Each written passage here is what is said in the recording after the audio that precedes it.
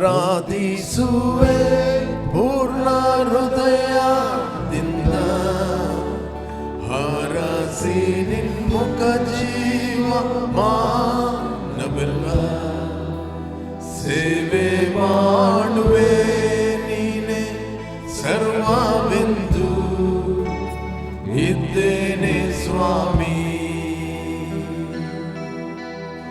ಆರಾಧಿಸುವೆ ಹೃದಯದಿಂದ, ಹರಸಿ ನಿನ್ಮುಖ ಜೀವ ಮಾನವೆಲ್ಲ ಗ್ಲೋರಿ ಸೇವೆ ಮಾಡುವೆ,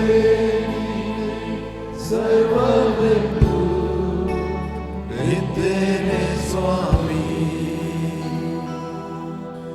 ಆರಾಧಿಸುವೆ ಪೂರ್ಣ ಹೃದಯದಿಂದ, ಹರಸಿ ನಿನ್ಮುಖ ಜೀವ ಮಾನವೆಲ್ಲ ಸೇವೆ ಮಾಡುವೆ, ನೀನೆ ಸರ್ವವೆಂದು ಇದ್ದೇನೆ ಸ್ವಾಮಿ. Praise the Lord. Come on. Hallelujah. Come on, praise the Lord. Okay. ಇವತ್ತು 24 ಗಂಟೆಯ ಕೊನೆಯ ದಿನ, 3 days ಫಾಸ್ಟಿಂಗ್ನ ಕೊನೆಯ ದಿನ.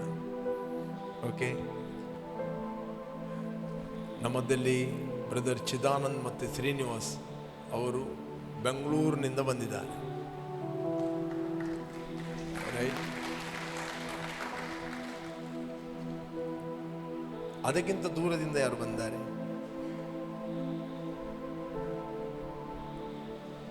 ಬಳ್ಳಾರಿಯಿಂದ. ರೈಟ್, ಬಳ್ಳಾರಿ ಬೆಂಗಳೂರಿಗಿಂತ ದೂರವಾ? ಗೊತ್ತಿಲ್ಲ. ಬೆಂಗಳೂರಿಗೆ 450 ಕಿಲೋಮೀಟರ್ ಇದೆ ಇಲ್ಲಿಂದ. 350. ಸರಿ, ಓಕೆ, ರೆಡಿ? ಎಷ್ಟು ಮಂದಿ ಆನಂದ ಪಟ್ಟಿರಿ ಆರಾಧನೆಯಲ್ಲಿ? ವಂಡರ್ಫುಲ್. ಓಕೆ, ಎಷ್ಟು ಮಂದಿ ವಾಕ್ಯವನ್ನು ಕೇಳಲಿಕ್ಕೆ ನೀವು ರೆಡಿಯಾಗಿದ್ದೀರಿ?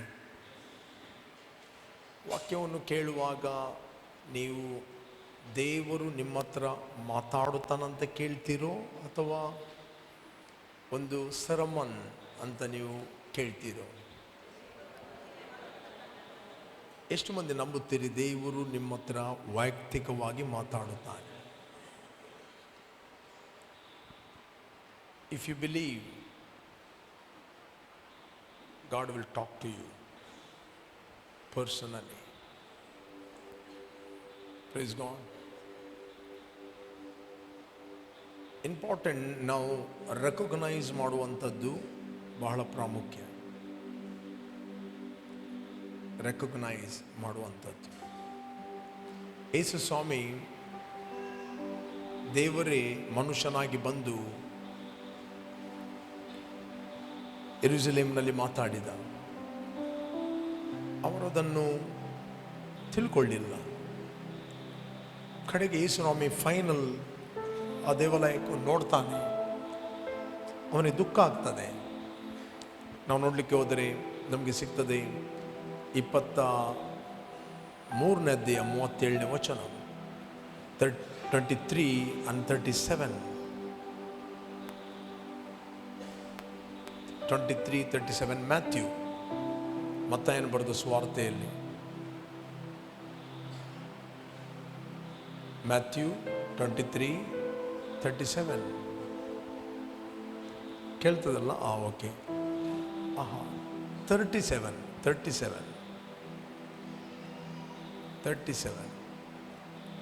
ಯೆರೂಸಲೇಮೇ ಯೆರೂಸಲೇಮೇ, ಪ್ರವಾದಿಗಳ ಪ್ರಾಣ ತೆಗೆಯುವವಳೆ, ದೇವರು ನಿನ್ನ ಬಳಿಗೆ ಕಳಿಸಿಕೊಟ್ಟವರನ್ನು ಕಲ್ಲೆಸೆದು ಕೊಲ್ಲುವವಳೆ. ಕೋಳಿ ತನ್ನ ಮರಿಗಳನ್ನು ರೆಕ್ಕೆಗಳ ಕೆಳಗೆ ಕೂಡಿಸಿಕೊಳ್ಳುವಂತೆ ನಿನ್ನ ಮಕ್ಕಳನ್ನು ಕೂಡಿಸಿಕೊಳ್ಳುವುದಕ್ಕೆ ನನಗೆಷ್ಟೋ ಸಾರಿ ಮನಸ್ಸಿತ್ತು, ಆದರೆ ನಿನಗೆ ಮನಸ್ಸಿಲ್ಲದೆ ಹೋಯಿತು. Last word. ಎಸ್ ಸ್ವಾಮಿ ಹೇಳ್ತಾನೆ, ಯೆರೂಸಲೇಮೇ ಯೆರೂಸಲೇಮೇ, ಪ್ರವಾದಿಗಳ ಪ್ರಾಣ ತೆಗೆಯುವವಳೆ. ರೈಟ್, ದೇವರು ನಿನ್ನ ಬಳಿಗೆ ಕಳುಹಿಸಿಕೊಟ್ಟವರನ್ನು ಕಲ್ಲೆಸೆದು ಕೊಲ್ಲುವವಳೆ. ಈ ಪ್ರಾಫಿಟ್ಗಳು ಅವರಷ್ಟಕ್ಕೆ ತಾವರು ಮಾತಾಡ್ತಿರ್ಲಿಲ್ಲ, ಅವರು ದೇವರ ಬಾಯಾಗಿ ಮಾತಾಡ್ತಿದ್ರು. ಸಮ್ಟೈಮ್ಸ್ ಅವರ ಮಿಸ್ಟೇಕ್ಗಳು ಅವರಿಗೆ ತಿಳಿಸುವಾಗ ಅವರಿಗೆ ಹರ್ಟ್ ಆಗ್ತಿತ್ತು, ನೋವಾಗ್ತಿತ್ತು, ಅವರು ಅಫೆಂಡ್ ಆಗ್ತಿದ್ರು. ರೈಟ್, ಅವ್ರು ಸಿಟ್ಟುಗೊಳ್ತಿದ್ರು. ಅವ್ರಿಗೆ ಗೊತ್ತಿಲ್ಲ ದೇವರು ಆ ಪ್ರವಾದಿಗಳ ಬಾಯಿಂದ ಅವ್ರ ಹತ್ರ ಮಾತಾಡ್ತಾನಂತ. ಆ್ಯಕ್ಚುಲಿ ಮಾತಾಡುವವರು ಅವರಲ್ಲ, ಮಾತಾಡುವವನು ಅವರೊಂದು ವೆಸಲ್. ಬಟ್ ಪ್ರವಾದಿಗಳ ಮೂಲಕ ದೇವರು ಅವ್ರ ಹತ್ರ ಮಾತಾಡ್ತಾ ಇದ್ದಾನೆ. ಬಟ್ ಅವರು ಸ್ಪಿರಿಚುವಲ್ ವರ್ಲ್ಡನ್ನು ರೆಕಗ್ನೈಸ್ ಮಾಡದೆ ಅವರು ನ್ಯಾಚುರಲಿ ತಿಳಿದುಕೊಂಡು ಅವರನ್ನು ಕಲ್ಲೆಸೆದು ಕೊಂದರು. ಅದಕ್ಕೆ ಯೇಸು ಹೇಳ್ತಾನೆ, ಯೆರೂಸಲೇಮೇ ಯೆರೂಸಲೇಮೇ, ಪ್ರವಾದಿಗಳ ಪ್ರಾಣ ತೆಗೆಯುವವಳೆ, ದೇವರು ನಿನ್ನ ಬಳಿಗೆ ಕಳಿಸಿಕೊಟ್ಟವರನ್ನು ಕಲ್ಲೆಸೆದು ಕೊಲ್ಲುವವಳೆ. ಅವರು ಅವರಷ್ಟಕ್ಕೆ ಬಂದವರಲ್ಲ, ಅವರು ದೇವರಿಂದ ಕಳುಹಿಸಲ್ಪಟ್ಟವರಾಗಿ ಬಂದವರು. They were scent by god. ಕೋಳಿ ತನ್ನ ಮರಿಗಳನ್ನು ರೆಕ್ಕೆಗಳ ಕೆಳಗೆ ಕೂಡಿಸಿಕೊಳ್ಳುವಂತೆ ನಿನ್ನ ಮಕ್ಕಳನ್ನು ಕೂಡಿಸಿಕೊಳ್ಳುವುದಕ್ಕೆ ನನಗೆ ಎಷ್ಟೋ ಸರಿ ಮನಸ್ಸಿತ್ತು, ಆದರೆ ನಿಮಗೆ ಮನಸ್ಸಿಲ್ಲದೆ ಹೋಯಿತು. ದೇವರು ನಮ್ಮ ವಿಲ್ಲಿಗೆ ವಿರುದ್ಧವಾಗಿ ಏನು ಮಾಡುವುದಿಲ್ಲ. ವಿದೌಟ್ ಅವರ್ ವಿಲ್ ದೇವರು ಏನು ಮಾಡುವುದಿಲ್ಲ. ದೇವರು ಯಾಕೆ ಮಾತಾಡುತ್ತಾನೆ? When you listen the word of God, you are come under covering. ನೀವು ಸ್ಪಿರಿಚುವಲ್ ಕವರಿಂಗ್ನ ಕೆಳಗೆ ಬರುತ್ತೀರಿ. Every word is very very important. Spiritual covering. ಈಗ ಕೋಳಿ ಮರಿಗಳಿಗೆ ತನ್ನಷ್ಟಕ್ಕೆ ತಾನು ಪ್ರೊಟೆಕ್ಟ್ ಮಾಡಲಿಕ್ಕೆ ಆಗೋದಿಲ್ಲ. ಮರಿಗಳಿಗೆ ಪ್ರೊಟೆಕ್ಟ್ ಮಾಡಲಿಕ್ಕೆ ಆಗ್ತದ? ಒಂದು ಮರಿ ಹುಟ್ಟಿದ ತಕ್ಷಣ ಇಮ್ಮಿಡಿಯೇಟ್ಲಿ ಅದಕ್ಕೆ ವೈರಿಗಳು ಕಾಯ್ತಾ ಇವೆ ಕೊಲ್ಲಿಕ್ಕೆ. ಈಚೆಯಿಂದ ಕೇರೆ, ಆಚೆಯಿಂದ ಮುಂಗುಲಿ, ಆಕಾಶದಲ್ಲಿ ಗಿಡುಗ, ರೈಟ್, ಆಚೆಯಿಂದ ಕಾಗೆ, ಕಾ ಕಾ ಕಾ ಅಂತೇಳಿ, ರೈಟ್. ಬಟ್ ಅದಕ್ಕೆ ಒಂದು ಕೋಳಿ ಏನು ಮಾಡುತ್ತದೆ? ಇಡೀ ದಿನ ಕರೀತಾ ಇರ್ತದೆ. ಈಚೆಯಿಂದ ಗಿಡುಗ ಹೋದಾಗ ಅದರ ಶಬ್ದವೇ ಬೇರೆ, ಕೇಳಿದ್ದೀರಾ? ಕಕ್ಕ ಕಕ್ಕ ಕಕ್ಕ ಅಂತ ಕರೀತದೆ. ಬಟ್ ಈ ಮರಿಗೆ ಟೆಂಪ್ಟೇಷನ್ ಬೇರೆ ಬೇರೆ. ಅಲ್ಲಿಂದ ಇರುವೆ ಹೋಗ್ತದೆ, ಈಚೆಯಿಂದ ನೊಣ ಹೋಗ್ತದೆ, ಆಚೆಯಿಂದ ಏನು ಒಂದು ಹುಳ ಹೋಗ್ತದೆ, ಏನಾದರೂ ತಿನ್ಬೇಕಂತ. ಸ್ಟಿಲ್ ತಾಯಿ ಹೇಳ್ತದೆ, ಬಾ ಬಾ ಬಾ, ಹೋಗಬೇಡ, ನೀನು ರೆಕ್ಕೆ ಅಡಿಗೆ ಬಾ, ಡೋಂಟ್ ರನ್. ಒಂದು ವೇಳೆ ಅದು ತಾಯಿಯ ರೆಕ್ಕೆ ಅಡಿಯಲ್ಲಿದ್ದರೆ ಅದು ಸೇಫ್, ಪ್ರೊಟೆಕ್ಟೆಡ್. ಒಂದು ವೇಳೆ ತಾಯಿಯ ಮಾತನ್ನು ಕೇಳದಿದ್ದರೆ ತಾಯಿ ಯಾವತ್ತು ಕೊಡಪಿ ನಿಲ್ಲಿಸ್ತಿಲ್ಲ ಮರಿಯನ್ನು ಪ್ರೀತಿ ಮಾಡ್ತಾ ಇದ್ದ. ಅದು ಬೆಳೆದ ಮರಿಗಳಿಗೆ ಮಾತ್ರ ಕೊಡಪ್ತದೆ, ಹೊರಗೆ ಹಾಕಿ ಬಿಡ್ತದೆ, ಹೋಗು ಇನ್ನೊಂದು. ಇಷ್ಟು ದಿನ ನನ್ನ ಅಂಡರಲ್ಲಿದ್ದಿ ನಾನು ಹುಳಗಳನ್ನು ಹೆಕ್ಕಿ ಕೊಡ್ತಾ ಇದ್ದೆ ಬಾಯಿಗೆ, ಏನು ಹೋಗ್, ಅದೇ ಕೊಡಪ್ತದೆ ಟಕ್ ಅಂತ. ನೋಡಿದ್ದೀರ? ಬಟ್ ಮರಿಗಳನ್ನು ಅದು ತುಂಬ ಪ್ರೀತಿ ಮಾಡ್ತದೆ, ರೈಟ್. ಕೊಕ್ಕುತ್ತದೆ, ಕೊಡಪ್ತದೆ, ತುಳುವಿನಲ್ಲಿ ಕೊಕ್ಕುತ್ತದೆ. ಯಾಕಂದ್ರೆ ನಮ್ಮ ಲ್ಯಾಂಗ್ವೇಜ್ ಫುಲ್ ಮಿಕ್ಸ್ ಆಗಿದೆ. ಆನ್ಲೈನಲ್ಲಿ ವೀಕ್ಷಿಸೋರಿಗೆ ಪಾಪ ಗೊತ್ತಾಗೋದಿಲ್ಲ ನಮ್ಮ ಚಿದಾನಂದ ಕೊಡಪ್ಪನೆ ಅಂದರೆ ಅಂತೀರ. ಬಟ್ ಈ ಕರ್ನಾಟಕದಲ್ಲಿ ಒಂದು ನೆನಪಿಟ್ಟುಕೊಳ್ಳಿ, ಕನ್ನಡದಲ್ಲಿ ಎವ್ರಿ 50 ಕಿಲೋಮೀಟರಿಗೆ ಕನ್ನಡ ಆಕ್ಸೆಂಟ್ ಚೇಂಜ್ ಆಗ್ತದೆ, ಸ್ಪೆಷಲಿ ಕರ್ನಾಟಕದಲ್ಲಿ. ಇಲ್ಲಿಂದ 50 ಕಿಲೋಮೀಟರ್ ಕುಂದಾಪುರಕ್ಕೆ ಹೋಗಿ ಅವರ ಕನ್ನಡವನ್ನು ನಿಮ್ಗೆ ಯಾರೋ ಟ್ರಾನ್ಸ್ಲೇಟ್ ಮಾಡಬೇಕು, ರೈಟ್. ಇನ್ನು ಸ್ವಲ್ಪ ಆಚೆ ಹೋದರೆ ಅವರ ಕನ್ನಡ ನಿಮಗೆ ತುಂಬ ಹರ್ಟ್ ಆಗ್ತದೆ. ಅವರಿಗೆ ಅದು ಪ್ರೀತಿಯಲ್ಲಿ ಮಾತಾಡಿದಾಗ, ಮಗನೇ ಇಲ್ಲಿ ಬರ. ನಾವಿಲ್ಲಿಯವರು ತುಂಬ ರೆಸ್ಪೆಕ್ಟ್ ಕೊಟ್ಟು ಮಾತಾಡ್ತೇವೆ. ಬಳ್ಳಾರಿ ಆಚೆಲ್ಲ ಹೋದರೆ ಮಗನೇ ಎಲ್ಲಿ ಹೋಗಿದೆ, ಅವರಿಗೆ ಅದು ಪ್ರೀತಿಯಲ್ಲಿ ಮಾತಾಡಿದಾಗ. ನಮಗೆ ಇಲ್ಲಿ ಫುಲ್ ಹರ್ಟ್ ಆದ. ಈ ಕೊಂಕಣಿ ಕೂಡ ಅದೇ ರೀತಿ. ಇಲ್ಲಿ ನಾವು ತುಂಬ ರೆಸ್ಪೆಕ್ಟ್ ಕೊಟ್ಟು ಕೊಂಕಣಿಯಲ್ಲಿ ಮಾತಾಡ್ತೇವೆ. ಅದೇ ಗೋವಾಕ್ಕೆ ಹೋದ್ರೆ ಗೋವಾದಲ್ಲಿ ಫುಲ್ ಏಕವಚನ. ತಂದೆ ಕೂಡ ಹಂಗೇರೆ ಪಪ್ಪ, ಹಂಗೇರೆ ಡ್ಯಾಡಿ ಅಂತ, ಅಂದ್ರೆ ಇಡವಲಂಬೆ ಅಂತ ತಂದೆಗೆ. ರೈಟ್, ಇರಲಿ. ಬಟ್ ಆನ್ಲೈನ್ ಇದ್ದವ್ರಿಗೆ ತೊಂದರೆ ಇಲ್ಲ, ಅವರು ಅರ್ಥ ಮಾಡಿಕೊಡ್ತಾರೆ. ಯಾಕಂದರೆ ಚಿದಾನಂದಿಗೆ ತೊಂದರೆ ಇಲ್ಲಲ್ಲ. ಓಕೆ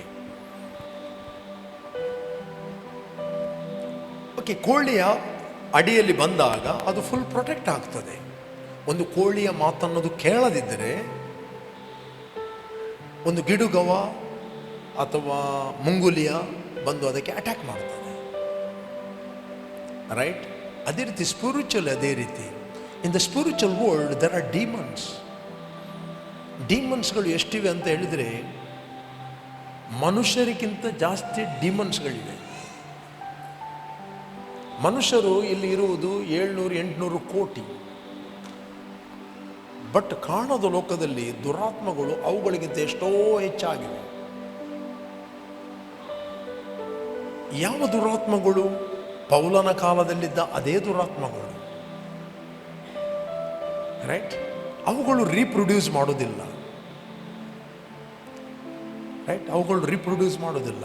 ಅವುಗಳು ಇವೆ.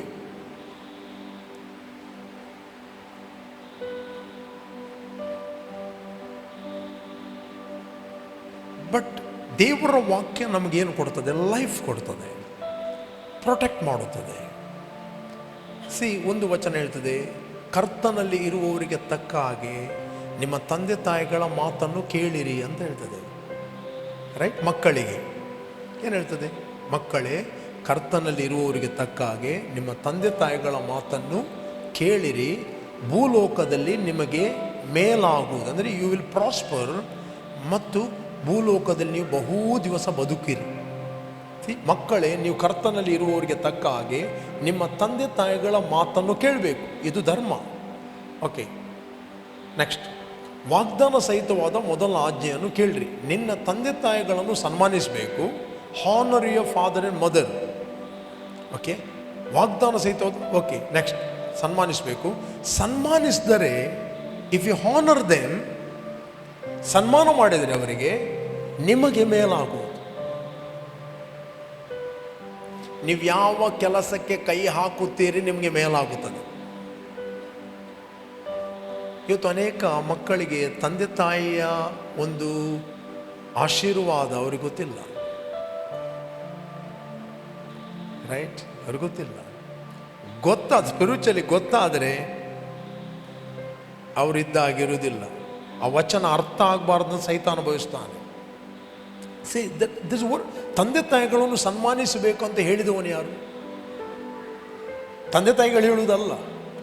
ತಂದೆ ತಾಯಿಗಳು ಹೇಳಲಿ ಹೇಳದಿರಲಿ, ಅವರಿಗೆ ಈ ವಾಕ್ಯ ಗೊತ್ತಿರಲಿ ಗೊತ್ತಿಲ್ಲದಿರಲಿ, ಬಟ್ ನಿಮಗೆ ವಾಕ್ಯ ಗೊತ್ತಾದಾಗ ನೀವು ನಿಮ್ಮ ತಂದೆ ತಾಯಿಗಳನ್ನು ಸನ್ಮಾನಿಸಬೇಕು. ಸನ್ಮಾನಿಸಿದರೆ ನಿನಗೆ ಮೇಲಾಗುವುದು. ನೀನು ಭೂಮಿಯ ಮೇಲೆ ಬಹುಕಾಲ ಬದುಕುವೆ. ನೀನು ಅರ್ಧದಲ್ಲಿ ಸಾಯುವುದಿಲ್ಲ. ದ ಸ್ಪಿರಿಟ್ ಆಫ್ ಡೆತ್ ನಿನ್ನನ್ನು ಅರ್ಧದಲ್ಲಿ ಕೊಂಡೋಗುವುದಿಲ್ಲ. ಅಥವಾ ನೀನು ಕೈ ಹಾಕಿದ ಕೆಲಸವು ಅದು ಲಾಸ್ ಆಗುವಂತೆ ದೇವರು ಬಿಡುವುದಿಲ್ಲ. Because you are under covering. You are under covering. ಅದಕ್ಕೆ ಯೆರೂಸಲೇಮೇ ಯೆರೂಸಲೇಮೇ, ಪ್ರವಾದಿಗಳನ್ನು ಕೊಲ್ಲುವವಳೆ.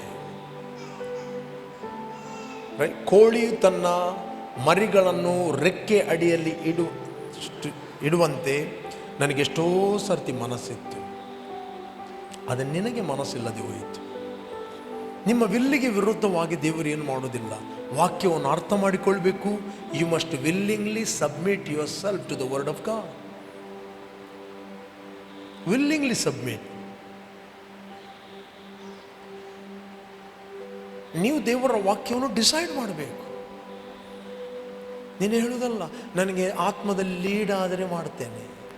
ಲೀಡ್ ಬೀಡ್ ಏನಿಲ್ಲ. Decide your word. Leading breeding ಮತ್ತೆ ನೀವು ಕೆಲವೊಮ್ಮೆ ನಾವು ಡಿಸಿಷನ್ಗಳನ್ನು ತೆಗೆದುಕೊಳ್ಬೇಕು. ರೈಟ್? ಕೆಲವೊಮ್ಮೆ ವಾಕ್ಯ ಏನು ಹೇಳ್ತದೆ ಅದನ್ನು ತೀರ್ಮಾನ ಮಾಡಬೇಕು. ನೀವಿಲ್ಲಿ ಬರುವಂಥದ್ದು ತೀರ್ಮಾನ ಮಾಡಿದ್ದೀರಿ, ಬಂದಿದ್ದೀರಿ. ನೀವು ಬಟ್ಟೆ ಹಾಕುವಂಥ ತೀರ್ಮಾನ ಮಾಡಿದ್ದೀರಿ, ಹಾಕಿದ್ದೀರಿ. ನೀವು ಹೇಳಿದ್ದೀರಾ ನನಗೆ ಇವತ್ತೇನು ಒಳಗಿಂದ ಲೀಡ್ ಆಗಲಿಲ್ಲ ಬಟ್ಟೆ ಹಾಕಲಿಕ್ಕೆ, ಹೇಳಿದ್ದೀರಾ? ಯಾರದು? ಅದಕ್ಕಿಂತ ಲೀಡಿಂಗ್, ಅದಕ್ಕೆ ವಿಸ್ಡಮ್.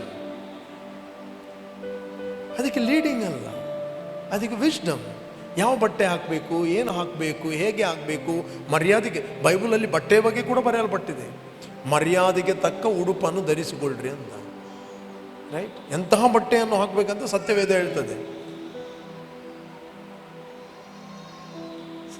ತಂದೆ ತಾಯಿಗಳ ಮಾತನ್ನು ಕೇಳುವುದು ಅಂದರೆ ಅವ್ರನ್ನ ಸನ್ಮಾನಿಸಿದ ಹಾನರ್ ಮಾಡುವುದಂದ್ರೆ ಏನು? ಅವರಿಗೆ ಗಾಳಿ ಹಾಕುವುದಾ? ಗಾಳಿ ಹಾಕುವುದಾ ಹಾನರ್ ಮಾಡೋದಂದ್ರೆ? ಅಥವಾ ಇಡೀ ದಿನ papa papa papa papa papa papa papa papa I love you papa, love you love you love you papa, ಇಡೀ ದಿನ ಅದು ಹೇಳ್ತೀರಾ? ಪಪ್ಪನಿಗೆ ಗೊತ್ತು ನಿನ್ನ ಬೋಗಸ್ ಲವ್ ಅಂತ. ಇವನಿಗೇ ಗೊತ್ತಿರುವುದಾದರೆ ಅವನಿಗೆಷ್ಟು ಗೊತ್ತಿರಬೇಕು? No no no no. ಪಪ್ಪನನ್ನು ಪ್ರೀತಿ ಮಾಡುವುದರೆ ಪಪ್ಪನ ಮಾತನ್ನು ಕೇಳುವುದು. ಎರಡನೇದು, ಪಪ್ಪನನ್ನು ಹಾನರ್ ಮಾಡುವುದಂದರೆ ಪಪ್ಪನಿಗೆ ನೀನು ಏನು ದುಡಿತಾ ಇದ್ದೀನಿ ನೋಡಿ ಬೆಳೆಯುವಾಗ ಅದನ್ನು ಕೊಟ್ಟು ಸನ್ಮಾನಿಸುವುದು ಅಲ್ಲ. ಪಪ್ಪನ ಹತ್ರ ತುಂಬ ಇದೆ, ಪಪ್ಪನ ಹತ್ರ ಎಷ್ಟೇ ಇರಲಿ, ಕೋಟಿಗಟ್ಟಲೆ ಇರಲಿ, ಪಪ್ಪನಿಗೆ ನೀನು ಕೊಡುವಂಥದ್ದು, ನೀನು ಪಪ್ಪನನ್ನು ಏನು ಮಾಡುವುದು? ನಾನು ಹೇಳುವುದಲ್ಲ ರೀ, ವಚನ ಹೇಳ್ತದೆ, ಓದಿರಿ. 7ನೇ ಅಧ್ಯಾಯ 6ನೇ ವಚನ, 7ನೇ ವಚನ ಓದಿ. ಸನ್ಮಾನ ಮಾಡೋದು ಹೇಗೆ ನೋಡುವ. Mark chapter, mark 7:7.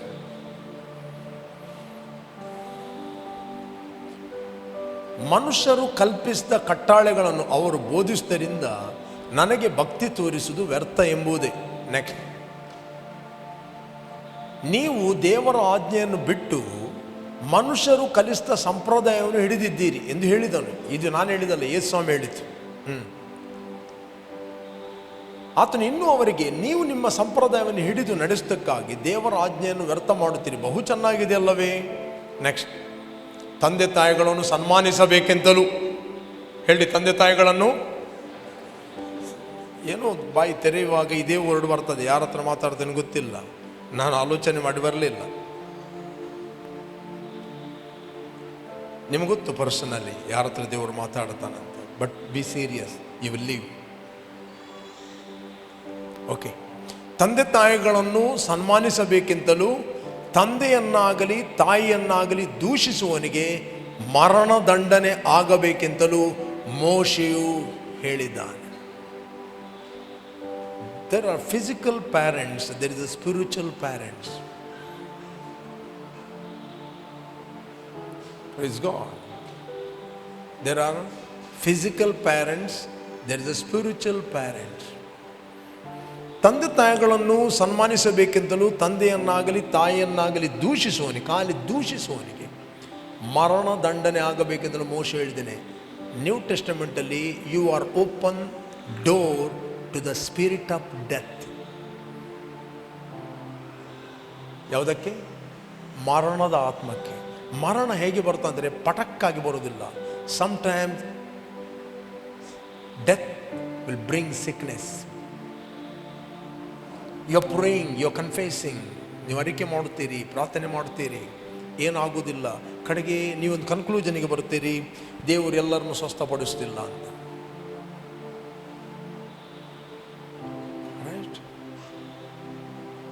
ಇಲ್ಲಿ ಬೈಬಲ್ ಹೇಳ್ತದೆ, ತಂದೆ ತಾಯಿಗಳು ಸನ್ಮಾನಿಸಬೇಕೆಂದು ತಂದೆಯನ್ನಾಗಲಿ ತಾಯಿಯನ್ನಾಗಲಿ ದೂಷಿಸುವವನಿಗೆ ಮರಣದಂಡನೆ ಆಗಬೇಕೆಂತಲೂ ಮೋಶೆ ಹೇಳಿದೆ. ನಂಬರ್ 1, ದೂಷಣೆ ಮಾಡುವುದಲ್ಲ ತಂದೆ ತಾಯಿಗಳಿಗೆ.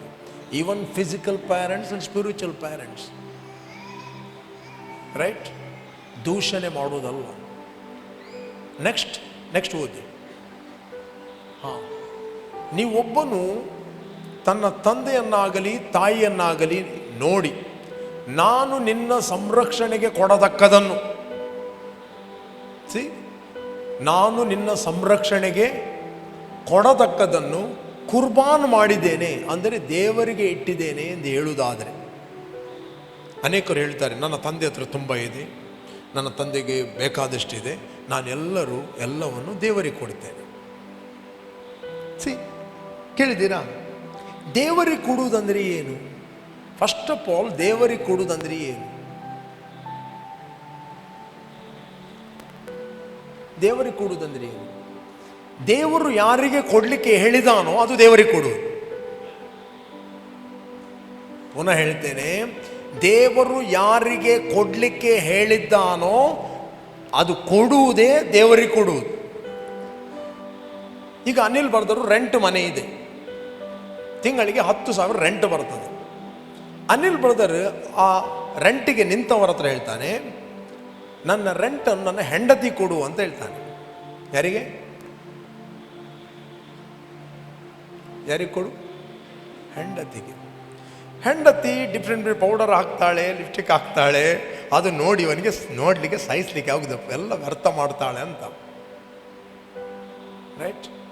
ಹೆಂಡತಿ ಯಾಕೆ ಕೊಡಬೇಕು? ನಾನು ಬಡವರಿಗೆ ಕೊಡ್ತೇನೆ. ರೈಟ್? ಅರ್ಥ ಆಗ್ತದೆ? ಅನಿಲ್ ಬಂದು ಕೇಳ್ತಾನೆ, ಲೆಕ್ಕ ಕೇಳ್ತಾನೆ, ನನ್ನ ರೆಂಟ್ ಯಾಕೆ ಕೊಡಲಿಲ್ಲ? ನಾನು ಕೊಟ್ಟಿದ್ದೇನೆ, ಬಡವರಿಗೆ ಕೊಟ್ಟಿದ್ದೇನೆ. ಬಡವರಿಗೆ ನಿನ್ನದು ಕೊಡು, ರೈಟ್? ನನ್ನದು ರೆಂಟ್ ಕೊಡು. ಅಲ್ಲ, ನಿಮ್ಮ ಹೆಂಡತಿ ಪೌಡರ್ ಎಲ್ಲ ಹಾಕಿ ಲಿಪ್ಸ್ಟಿಕ್ ಎಲ್ಲ ಹಾಕಿ ವೇಸ್ಟ್ ಮಾಡ್ತಾ ಅಂತ ನಾನು ಬಡವರಿಗೆ ಕೊಟ್ಟೆ. ಅವನ ಹೆಂಡತಿಗೆ ಕೊಡುವುದಂದರೆ ಅವನಿಗೇ ಕೊಡುವುದು. ಯಾಕಂದರೆ ಹೆಂಡತಿಗೆ ಕೊಡು ಅಂತ ಹೇಳಿದ್ದು ಹೆಂಡತಿ ಅಲ್ಲ, ಹೆಂಡತಿ ಕೊಡು ಅಂತ ಹೇಳಿದ್ದು ಅನಿಲ್. ಈ ಕಾಮನ್ ಸೆನ್ಸ್ ಇದೆಲ್ಲ ಸಿಂಪಲ್ ವಿಷಯಗಳು. ಸೈತಾನ ಎಷ್ಟು ಬೇರೆ ಎಲ್ಲ ವಿಷಯದಲ್ಲಿ ಎಷ್ಟು ಬುದ್ಧಿವಂತರು, ಎಷ್ಟು ಹುಷಾರ್. ಸಿಂಪಲ್ ವಿಷಯಗಳು. ದೇವರು ಹೇಳಿದಾನೆ, ನಿನ್ನ ತಂದೆ ತಾಯಿಗಳನ್ನು ಸನ್ಮಾನಿಸು. 2 ಸಂಗತಿ, ದೂಷಣೆ ಮಾಡಬೇಡ, ಡೋಂಟ್ ಕರ್ಸ್ ದೇಮ್.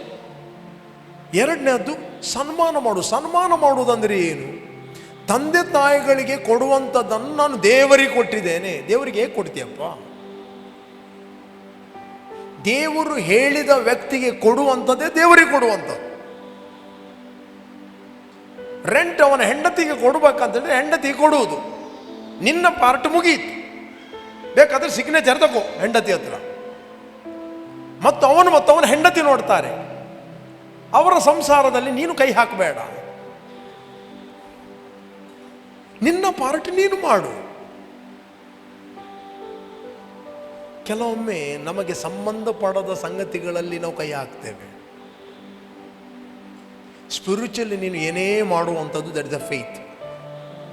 ನನ್ನವನಾಗಿರುವ ನೀತಿವಂತನು ನಂಬಿಕೆಯಲ್ಲಿ ಬದುಕುತ್ತಾನೆ. ನೀವು ಒಬ್ಬನನ್ನು ತನ್ನ ತಂದೆಯನ್ನಾಗಲಿ ತಾಯಿಯನ್ನಾಗಲಿ ನೋಡಿ, ನಾನು ನಿನ್ನ ಸಂರಕ್ಷಣೆ ಕೊಡತಕ್ಕದನ್ನು ಕುರ್ಬಾನ್ ಮಾಡಿದ್ದೇನೆ ಅಂದರೆ ದೇವರಿಗಿಟ್ಟಿದ್ದೇನೆ ಎಂದು ಹೇಳುವುದಾದರೆ, ನೆಕ್ಸ್ಟ್ ಅವನು ತನ್ನ ತಂದೆಗಾಗಲಿ ತಾಯಿಗಾಗಲಿ ಇನ್ನೇನು ಮಾಡಬಾರದು ಎಂದು ಹೇಳುತ್ತೀರಿ. ನಾವೇನು ಮಾಡಬೇಕಾಗಿಲ್ಲ, ಎಲ್ಲ ದೇವರಿಗೆ ಕೊಟ್ಟಿದ್ದೇನೆ, ದೇವರು ತುಪ್ಪೇರು 6 ಅಂಕಲ್ಲಿ ರಿವಾರ್ಡ್ಗೆ. ದೇವರು ರಿವಾರ್ಡ್ ಕೊಡುವುದಿಲ್ಲ.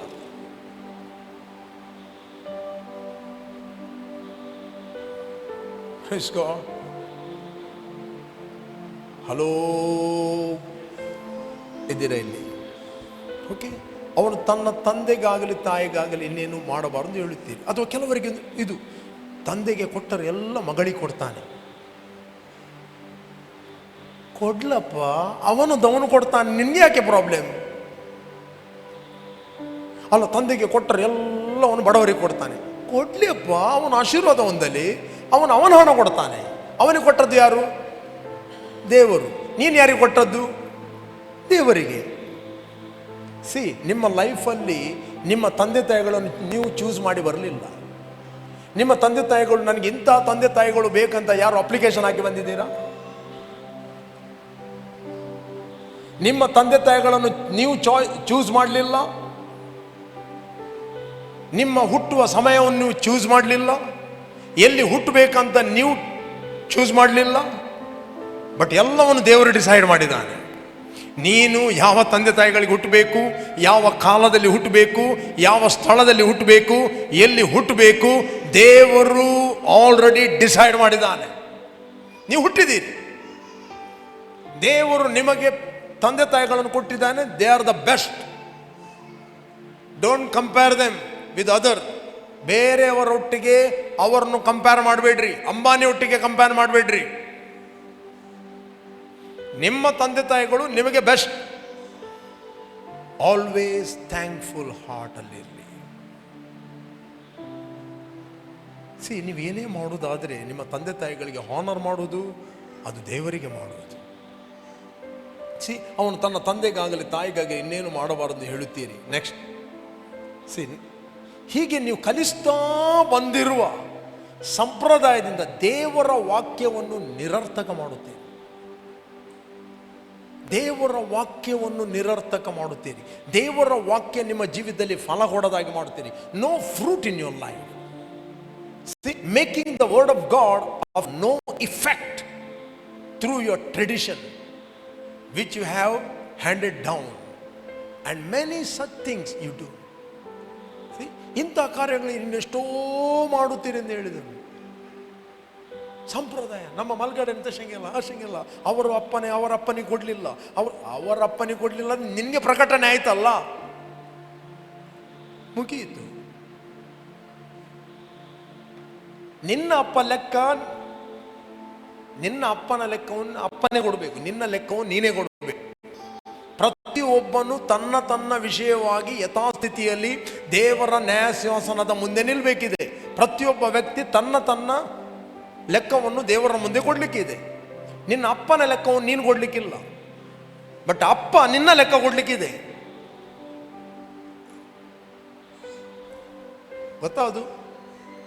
ಅಪ್ಪ ನಿನ್ನ ಲೆಕ್ಕ ಕೊಡ್ಲಿಕ್ಕಿದೆ.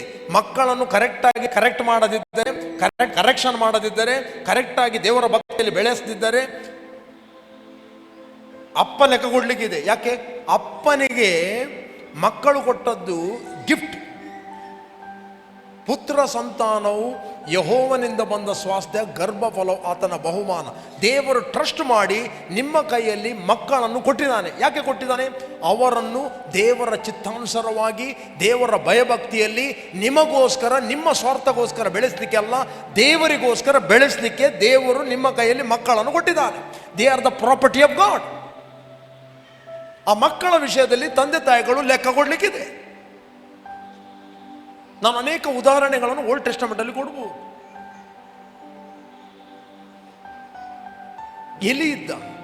ಎಲಿ ತನ್ನ ಮಕ್ಕಳಿಗೆ ಕರೆಕ್ಟಾಗಿ ಕರೆಕ್ಷನ್ ಕೊಡ್ತಿರ್ಲಿಲ್ಲ. ಅವರು ದೇವದರ್ಶನ ಗುಡಾರದಲ್ಲಿ ವ್ಯಭಿಚಾರ ಮಾಡ್ತಿದ್ದರು.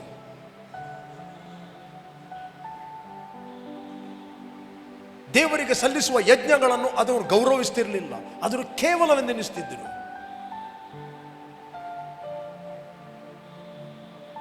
ದೇವರು ಸಮುವೇಲನ ಹತ್ರ ಹೇಳ್ತಾನೆ, ತನ್ನ ಮಕ್ಕಳು ದೇವದೂಷಕರೆಂದು ಗೊತ್ತಿದ್ದರೂ ಕೂಡ ತನ್ನ ಮಕ್ಕಳನ್ನು ಅವನು ಗದರಿಸ್ತಿಲ್ಲ. ಓದಿದ್ದೀರಾ? ಎಷ್ಟನೇ ವಚನ ಓದಿ. ಫಸ್ಟ್ ಸಾಮ್ಯುಯೇಲ್. ಫಸ್ಟ್ ಸಾಮ್ಯುಯೇಲ್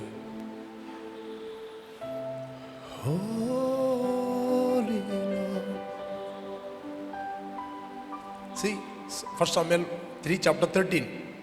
ತನ್ನ ಮಕ್ಕಳು ದೇವದೂಷಕರೆಂದು ಅವನಿಗೆ ತಿಳಿದು ಬಂದರು, ಅವನು ಅವರನ್ನು ಗದರಿಸಲಿಲ್ಲ. ಈ ಪಾಪದ ನಿಮಿತ್ತವಾಗಿ ಅವನ ಮನೆಯನ್ನು ನಿತ್ಯ ದಂಡನೆಗೆ ಗುರಿ ಮಾಡಿದ್ದೇನೆಂದು ಅವನಿಗೆ ಮೊದಲೇ ತಿಳಿಸಿದ್ದೇನೆ, ಹೇಳಿದ್ದೆ ನಾನು ಮೊದಲು. ನೆಕ್ಸ್ಟ್, ಎಲಿಯ ಮನೆಯವರ ಅಪರಾಧಕ್ಕೆ ಯಜ್ಞ ನೈವೇದ್ಯಗಳಿಂದಲೂ ಎಂದಿಗೂ ಪ್ರಾಯಶ್ಚಿತ್ತವಾಗುವುದಿಲ್ಲ ಎಂಬುದಾಗಿ ಆಣೆ ಇಟ್ಟಿದ್ದೇನೆ ಎಂದು ಹೇಳಿದನು. ನೆಕ್ಸ್ಟ್, ಅನಂತರ ಸಾಮ್ಯುಯೇಲನು ಮಲಗಿ ಹೊತ್ತಾರೆಯಲ್ಲಿದ್ದು ಯೆಹೋವನ ಮಂದಿರದ ಕದಗಳನ್ನು ತೆರೆದನು. ಅವನು ತಾನು ಕಂಡದ್ದನ್ನು ಎಲಿಗೆ ತಿಳಿಸಿದಾಗಿ ಭಯಪಟ್ಟನು.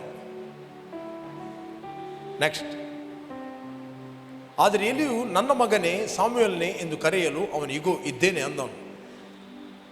ಆಗ ಎಲಿಯು ಅವನಿಗೆ, ಯೆಹೋವನು ನಿನಗೆ ತಿಳಿಸಿದ್ದೇನು, ಅವನ ಮಾತುಗಳಲ್ಲಿ ಒಂದನ್ನಾದರೂ ಮುಚ್ಚಬೇಡ, ಮುಚ್ಚಿದರೆ ಆತನು ಬೇಕಾದಾಗೆ ನಿನ್ನನ್ನು ದಂಡಿಸಲಿ ಎಂದು ಹೇಳಲು. ಹೆದರಿಸಿಬಿಟ್ಟ. ಹೇಳಬೇಕು, ಸಾಮುವೇಲನು ಒಂದನ್ನು ಮುಚ್ಚದೆ ಎಲ್ಲವನ್ನು ತಿಳಿಸಿದನು. ಎಲಿಯು ಅದನ್ನು ಕೇಳಿ ಆತನು ಯೆಹೋವನು ತನಗೆ ಸರಿ ಕಾಣುವುದನ್ನು ಮಾಡಲಿ ಅಂದನು.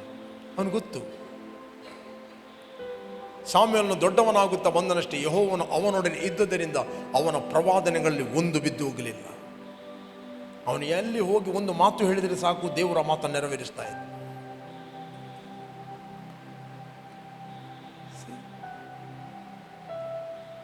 ತಂದೆ ತಾಯಿಗಳು ಲೆಕ್ಕ ಕೊಡಲಿಕ್ಕೆ ಇದೆ.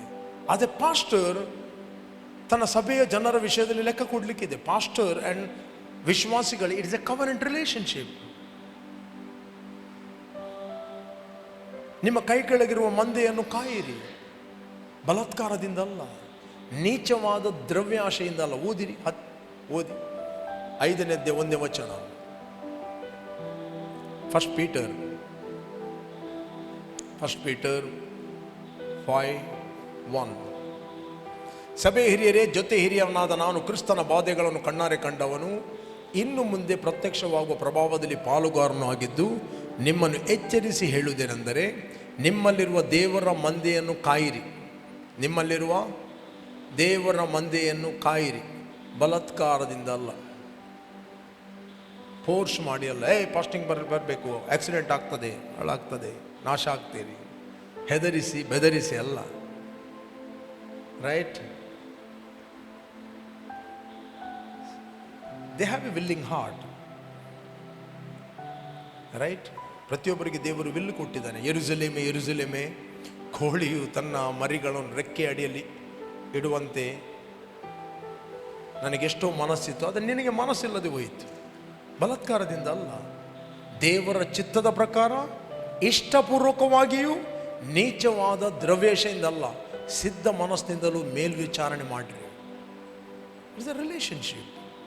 ಒಬ್ಬ ಪಾಲಕನಿಗೆ ಗೊತ್ತಿರಬೇಕು, ದೇವರು ಪ್ರತಿಯೊಬ್ಬ ವ್ಯಕ್ತಿ ಯೇಸುವನ್ನು ಅಂಗೀಕಾರ ಮಾಡಿದ ವ್ಯಕ್ತಿ, ಆತನು ದೇವರ ಸಂಪಾದನೆ, ದ ಪ್ರಾಪರ್ಟಿ ಆಫ್ ಗಾಡ್. ಅವರಿಗೋಸ್ಕರ ಪ್ರಾರ್ಥನೆ ಮಾಡಬೇಕು. ನೆಕ್ಸ್ಟ್ ಅವರು ವಿಲ್ಫುಲಿ ಸಬ್ಮಿಟ್ ಆಗಬೇಕು. It is a relationship. Wilfully, ಬೆದರಿಸಿ ಗದರಿಸಿ ಹೆದರಿಸಿ ಅಲ್ಲ, ವಿಲ್ಫುಲಿ. ಒಂದು ಕೋಳಿಯ ಮರಿ ಕವರಿಂಗ್ಗೆ ಬರ್ತದೆ ಪ್ರೀತಿಯಿಂದ, ಅದಕ್ಕೆ ಆಸೆಗಳು ತುಂಬ ಇರ್ತದೆ. ಆಚೆಯಿಂದ ನೊಣ ಹೋಗ್ತದೆ, ಈಚೆಯಿಂದ ಹುಳ ಹೋಗ್ತದೆ, ಮೇಲೆ ಗಿಡುಗ ಇದ್ದಾನೆ, ಆಚೆಯಿಂದ. ಅಲ್ಲಿ ತಾಯಿ ಇರುವುದು ಪ್ರೊಟೆಕ್ಟ್ ಮಾಡಲಿಕ್ಕೆ, ಮೆಲ್ಲ ಕರೀತಾಳೆ ಕೊಕ್ಕ ಕೊಕ್ಕ ಅಂತ. ಮಾತು ಕೇಳುವುದಂದ್ರೆ ನೀವು ಕವರಿಂಗ್ಗೆ ಬರುವಂಥದ್ದು. ತಲೆಯ ಮೇಲೆ ಕೈ ಇಟ್ಟಾಗಲ್ಲ.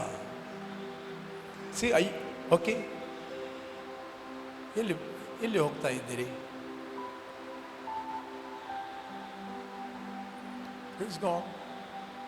ಪೇತ್ರ 5.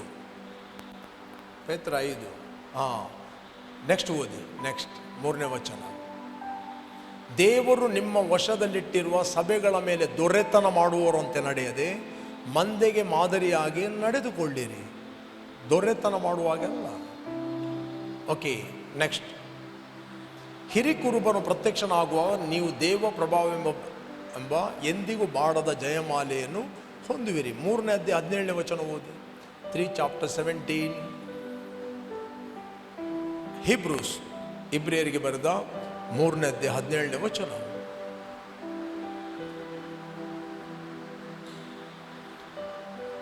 ಮೂರಲ್ಲ, 13ನೇ ಅಧ್ಯಾಯ, 13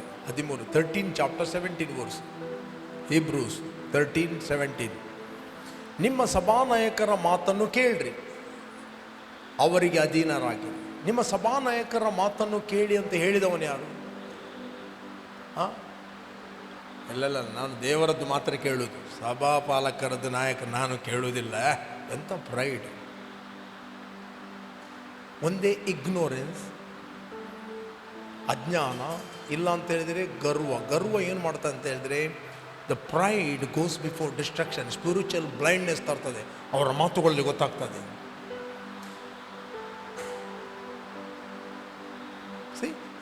ನಿಮ್ಮ ಸಭಾನಾಯಕರ ಮಾತನ್ನು ಕೇಳಿ. ಸಭಾನಾಯಕನ ಮಾತನ್ನು ಕೇಳುವುದಂದ್ರೆ ದೇವರ ಮಾತನ್ನು ಕೇಳುವುದು. ಹೇಳಿದವನು ಯಾರು? ದೇವರು ಹೇಳಿದ್ದಾರೆ. ತಂದೆ ತಾಯಿಗಳ ಮಾತನ್ನು ಕೇಳು ಅಂತ ಹೇಳಿದವನು ಯಾರು? ದೇವರು. ನೀವು ಕೇಳಿದರೆ ಏನಾಗ್ತದೆ ಅಂತ ಹೇಳಿದ್ರೆ, ಸ್ಪಿರಿಚುವಲ್ ವರ್ಲ್ಡಲ್ಲಿ ಪ್ರೊಟೆಕ್ಷನ್ ಇರ್ತದೆ. ಇಲ್ಲಾದರೆ ಡಿಸೆಪ್ಷನ್ನ ಬಲೆಗಳು ಕಾಯ್ತಾ ಇರ್ತವೆ. You want to go move forward. Maybe scripture knowledge ನಿನಗೆ ತುಂಬ ಇರಬಹುದು, ಪಟ ವಾಕ್ಯ ಮಾತಾಡ್ಬೋದು. ವಾಕ್ಯ ಸೈತಾನಿಗೆ ಕೂಡ ಗೊತ್ತು, ರೈಟ್ ವರ್ಡ್ ರಾಂಗ್ ಕೋಟ್ ಮಾಡ್ತಾನೆ. ರೈಟ್. ಅವನಿಗೆ ಬೇಕಾದ್ರೆ ವಚನಗಳನ್ನು ನೆನಪಿಗೆ ತರ್ತಾನೆ, ರಾಂಗ್ ವಚನಗಳನ್ನು. ದೇವರ ವಾಕ್ಯ ಇರುವುದು ನಾವು ಆರ್ಗ್ಯುಮೆಂಟ್ ಮಾಡಲಿಕ್ಕೆ ಅಲ್ಲ. ದೇವರ ವಾಕ್ಯ ಇರುವುದು ನಾವು ಇನ್ನೊಬ್ಬರೊಟ್ಟಿಗೆ ಜಗಳ ಆಡಲಿಕ್ಕೆ ಅಲ್ಲ. ದೇವರ ವಾಕ್ಯ ಇರುವಂಥದ್ದು ಇನ್ನೊಬ್ಬರನ್ನು ಬಿಲ್ಡ್ ಮಾಡಲಿಕ್ಕೆ, ವಿತ್ ಲವ್. ದೇವರ ವಾಕ್ಯ ಇರುವಂಥದ್ದು ಇನ್ನೊಬ್ಬರಿಗೆ ಹರ್ಟ್ ಮಾಡುವಂಥದ್ದಲ್ಲ. ದೇವರ ವಾಕ್ಯ ಇರುವಂಥದ್ದು ಇನ್ನೊಬ್ಬರನ್ನು ಕಟ್ಟಲಿಕ್ಕೆ. ದೇವರ ವಾಕ್ಯ ಇರುವಂಥದ್ದು ಫಸ್ಟ್ ಆಫ್ ಆಲ್ ನನಗೆ. ಬೈಬಲ್ ಹೇಳ್ತೆ, ಮೂರ್ಖನ ಬಾಯಿಯಲ್ಲಿ ಜಾನೋಕ್ತಿ, ಕುಡುಕನ ಕೈಯಲ್ಲಿ ಮುಳ್ಳುಗೋಲಿದ್ದಾಗೆ ಅಂತ. ಓದಿದ್ದೀರಾ? ಮುಳ್ಳುಗೋಲು. ಕುಡುಕನ ಕೈಯಲ್ಲಿ ಮುಳ್ಳುಗೋಲಿದ್ದರೆ ಹೇಗೆ ಆಗ್ತದೆ? ಒಂದು ಆಣಿಗಳ ಚೆಂಡು, ಅದಕ್ಕೆ ಒಂದು ವಯರ್. ಅವನು ಹೀಗೆ ತಿರುಗಿಸ್ತಾ ಬಂದರೆ ಕುಡುಕನು, ಎಲ್ಲರೂ ಆಚೆಚೆ ಓಡಿಬಿಡ್ತಾರೆ. ಕೆಲವರು ವಾಕ್ಯ ಮಾತಾಡುವಾಗ ಜನರು ಓಡ್ತಾರೆ. ಜನರು ವಾಕ್ಯ ಮಾತಾಡುವಾಗ ಬರಬೇಕು, ನನಗೆ ಆದರಣೆ ಆಗ್ತದೆ, ನನಗೆ ಸಂತೈಕೆ ಸಿಗ್ತದೆ. They must come. ಓಡುವುದಾದರೆ ಸಮಥಿಂಗ್ ರಾಂಗ್, ರೈಟ್? ಕೆಲವೊಮ್ಮೆ ನಾವು ಬಾಯಿ ಮುಚ್ಚಿದಾಗ ಉಂಟು ನೋಡಿ, ಅನೇಕರು ರಕ್ಷಣೆ ಬರ್ತಾರೆ. ಕೆಲವೊಮ್ಮೆ ನಾವು ಬಾಯಿ ತೆರೆಯಬೇಕು. ಕಾಲೋಚಿತವಾದ ಮಾತು ಇದ್ದರೆ ಕೇಳುವವರ ಹಿತಕ್ಕಾಗಿ ಆಡ್ರಿ. ಕಾಲಕ್ಕೆ ಉಚಿತವಾದ ಮಾತು, right word and right season. ಕೇಳುವವರ ಹಿತಕ್ಕಾಗಿ ಮಾತಾಡ್ರಿ. ಇಟ್ ಮೇ ಇಂಪಾರ್ಟ್ ಗ್ರೇಸ್ ಅಂಟು ಹಿಯರರ್. ಗ್ರೇಸ್, ಕೃಪೆಯನ್ನು ವರ್ಗಾವಣೆ ಮಾಡುತ್ತದೆ. ನಿಮ್ಮ ಸಭಾನಾಯಕರ ಮಾತನ್ನು ಕೇಳ್ರಿ, ಅವರಿಗೆ ಅಧೀನರಾಗಿರಿ. ಅವರು ಲೆಕ್ಕ ಒಪ್ಪಿಸಬೇಕಾದವರಾಗಿ ನಿಮ್ಮ ಆತ್ಮಗಳನ್ನು ಕಾಯುವವರಾಗಿದ್ದಾರೆ. ಆತ್ಮಗಳು ಕಾಯುವುದು ದೇವರ್ರಿ. ಅಫ್ಕೋರ್ಸ್. ನಿಮ್ಮ ತಂದೆ ತಾಯಿಗಳ ಮಾತನ್ನು ಕೇಳುವುದಂದರೆ ನೀವು ಸ್ಪಿರಿಚುವಲಿ ಪ್ರೊಟೆಕ್ಷನ್ನಲ್ಲಿರುವುದು. ನಿಮ್ಮ ಸಭಾನಾಯಕರ ಮಾತನ್ನು ಕೇಳುವುದಂದರೆ ನೀವು ಸ್ಪಿರಿಚುವಲಿ ಪ್ರೊಟೆಕ್ಟ್ ಆಗಿರುವುದು. ನ್ಯಾಚುರಲಿ ಕೂಡ ಕೆಲವು ಸ್ಟೇಜ್ಗಳಿವೆ. ನ್ಯಾಚುರಲಿ ಚಿಕ್ಕ ಮಕ್ಕಳಿರಲಿ, ಸಣ್ಣ ಮಕ್ಕಳು 6, 7, 8 ವರ್ಷದ, ಅವರಿಗೆ ತಂದೆ ಹೀರೋ. ನನ್ನ ತಂದೆಯಷ್ಟು ಬುದ್ಧಿವಂತ ಯಾರು ಇಲ್ಲ. ನ್ಯಾಚುರಲ್ ಹೇಳ್ತೇನೆ, ಅವರಿಗೆ ತಂದೆ ಹೀರೋ. ಅದೇ ಮಕ್ಕಳು 15 ಇಯರ್ಸ್ 16 ಹೋಗುವಾಗ ತಂದೆಗೆ ಏನು ಗೊತ್ತಿಲ್ಲ. ತಂದೆ ಓಲ್ಡ್ ಜನರೇಷನ್, ನನಗೆ ಈಗ ಜಾಸ್ತಿ ಗೊತ್ತಿದೆ. ಇನ್ನೊಂದು ಸ್ವಲ್ಪ 25, 30 ಆದ ನಂತರ ಅವನು ಹೇಳ್ತಾನೆ, ತಂದೆಯದ್ದು ಸ್ವಲ್ಪ ಕೇಳಬೇಕಿತ್ತು, ಕೆಲವೊಂದವನು ಕರೆಕ್ಟ್ ಹೇಳ್ತಿದ್ರು.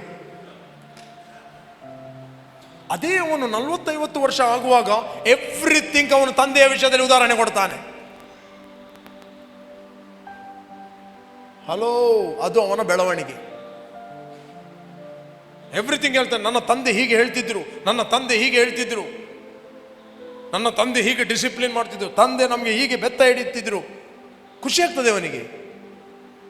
ಅದಕ್ಕೋಸ್ಕರ ನಾವು ಈ ಸ್ಥಾನದಲ್ಲಿದ್ದೇವೆ, ಈ ಪೊಸಿಷನ್ನಲ್ಲಿದ್ದೇವೆ. ಎಂಥ ಪೋಖ್ರಿಗಳು ನಾವು, ಎಂಥ ಪುಂಡು ಪುಡಾರಿಗಳು ನಾವು, ಎಂತ ಆಗಿದ್ದೆವು. ಅವನು ಹೇಳ್ತಾನೆ, ಉದಾಹರಣೆ ಕೊಡ್ತಾನೆ. ನಮ್ಮ ತಂದೆಯ ಬೆತ್ತ ಇವತ್ತು ನಮ್ಮನ್ನು ಈ ಪೊಸಿಷನ್ಗೆ ತಂದಿದೆ.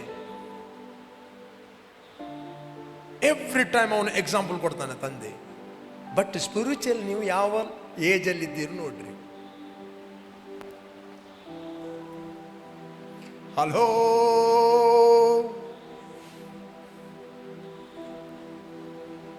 ಸ್ಪಿರಿಚುವಲಿ ನೀವು ಯಾವ ಏಜಲ್ಲಿದ್ದೀರಿ ಜಸ್ಟ್ ಡಿಸೈನ್ ಮಾಡ್ರಿ. 7 ವರ್ಷದವರಾಗಿದ್ದೀರಾ, 15 ವರ್ಷದವರಾಗಿದ್ದೀರಾ, 30 ವರ್ಷದವರಾಗಿದ್ದೀರಾ, ಯಾವ ಮೆಚೂರಿಟಿಗೆ ನೀವು ಬೆಳೆದಿದ್ದೀರಿ? ರೈಟ್. ನಿಮ್ಮ ಸಭಾನಾಯಕರ ಮಾತನ್ನು ಕೇಳಿದವರಿಗೆ ಅಧೀನರಾಗಿರಿ. ಅವರು ಲೆಕ್ಕ ಒಪ್ಪಿಸಬೇಕಾದವರಾಗಿ ನಿಮ್ಮ ಆತ್ಮಗಳನ್ನು ಕಾಯುವವರಾಗಿದ್ದಾರೆ. ಅವರು ವ್ಯಸನ ಪಡದೆ ಸಂತೋಷದಿಂದ ಇದನ್ನು ಮಾಡುವಂತೆ ನೋಡಿರಿ. ಅವರು ವ್ಯಸನದಿಂದ ಇರುವುದು ನಿಮಗೆ ಪ್ರಯೋಜನಕರವಾದಲ್ಲ. Unprofitable for you. ನಿಮಗೆ ಪ್ರಾಫಿಟ್ ಆಗೋದಿಲ್ಲ. ರೈಟ್, ಪ್ರಾಫಿಟ್ ಆಗೋದಿಲ್ಲ. ದೇವರು ಯಾರಿಗೆ ಏನೇನು ಸಲ್ಲಿಸಲಿಕ್ಕೆ ಹೇಳಿದಾನೋ ಅದನ್ನು ನಾವು ಸಲ್ಲಿಸುವುದು ದೇವರಿಗೆ ಸಲ್ಲಿಸುವುದು. You honouring God. ದೇವರು ಹೇಳ್ತಾನೆ, ನನ್ನನ್ನು ಸನ್ಮಾನಿಸುವವರು ಸನ್ಮಾನಿಸಲ್ಪಡುವರು.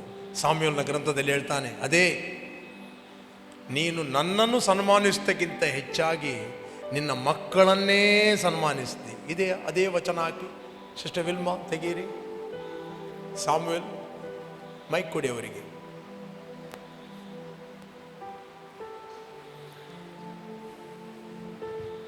ಒಂದನೇ ಸಾಮ್ಯವೇಲ ಓದಿ. 2:30. ನಿನ್ನ ಗೋತ್ರದವರು ಸಂತಾನದವರು ನಿರಂತರವೂ ನನ್ನ ಸನ್ನಿಧಿಯಲ್ಲಿ ಸೇವೆ ಮಾಡಬಹುದು ಎಂದು ಆಜ್ಞಾಪಿಸಿದ ಇಸ್ರೇಲ್ ದೇವರಾದ ಯೆಹೋವನೆಂಬ ನಾನು ಈಗ ತಿಳಿಸುವುದೇನೆಂದರೆ, ಅದು ನನಗೆ ದೂರವಾಗಿರಲಿ. ನನ್ನನ್ನು ಸನ್ಮಾನಿಸುವವರನ್ನು ಸನ್ಮಾನಿಸ್ತೇನೆ. ನನ್ನನ್ನು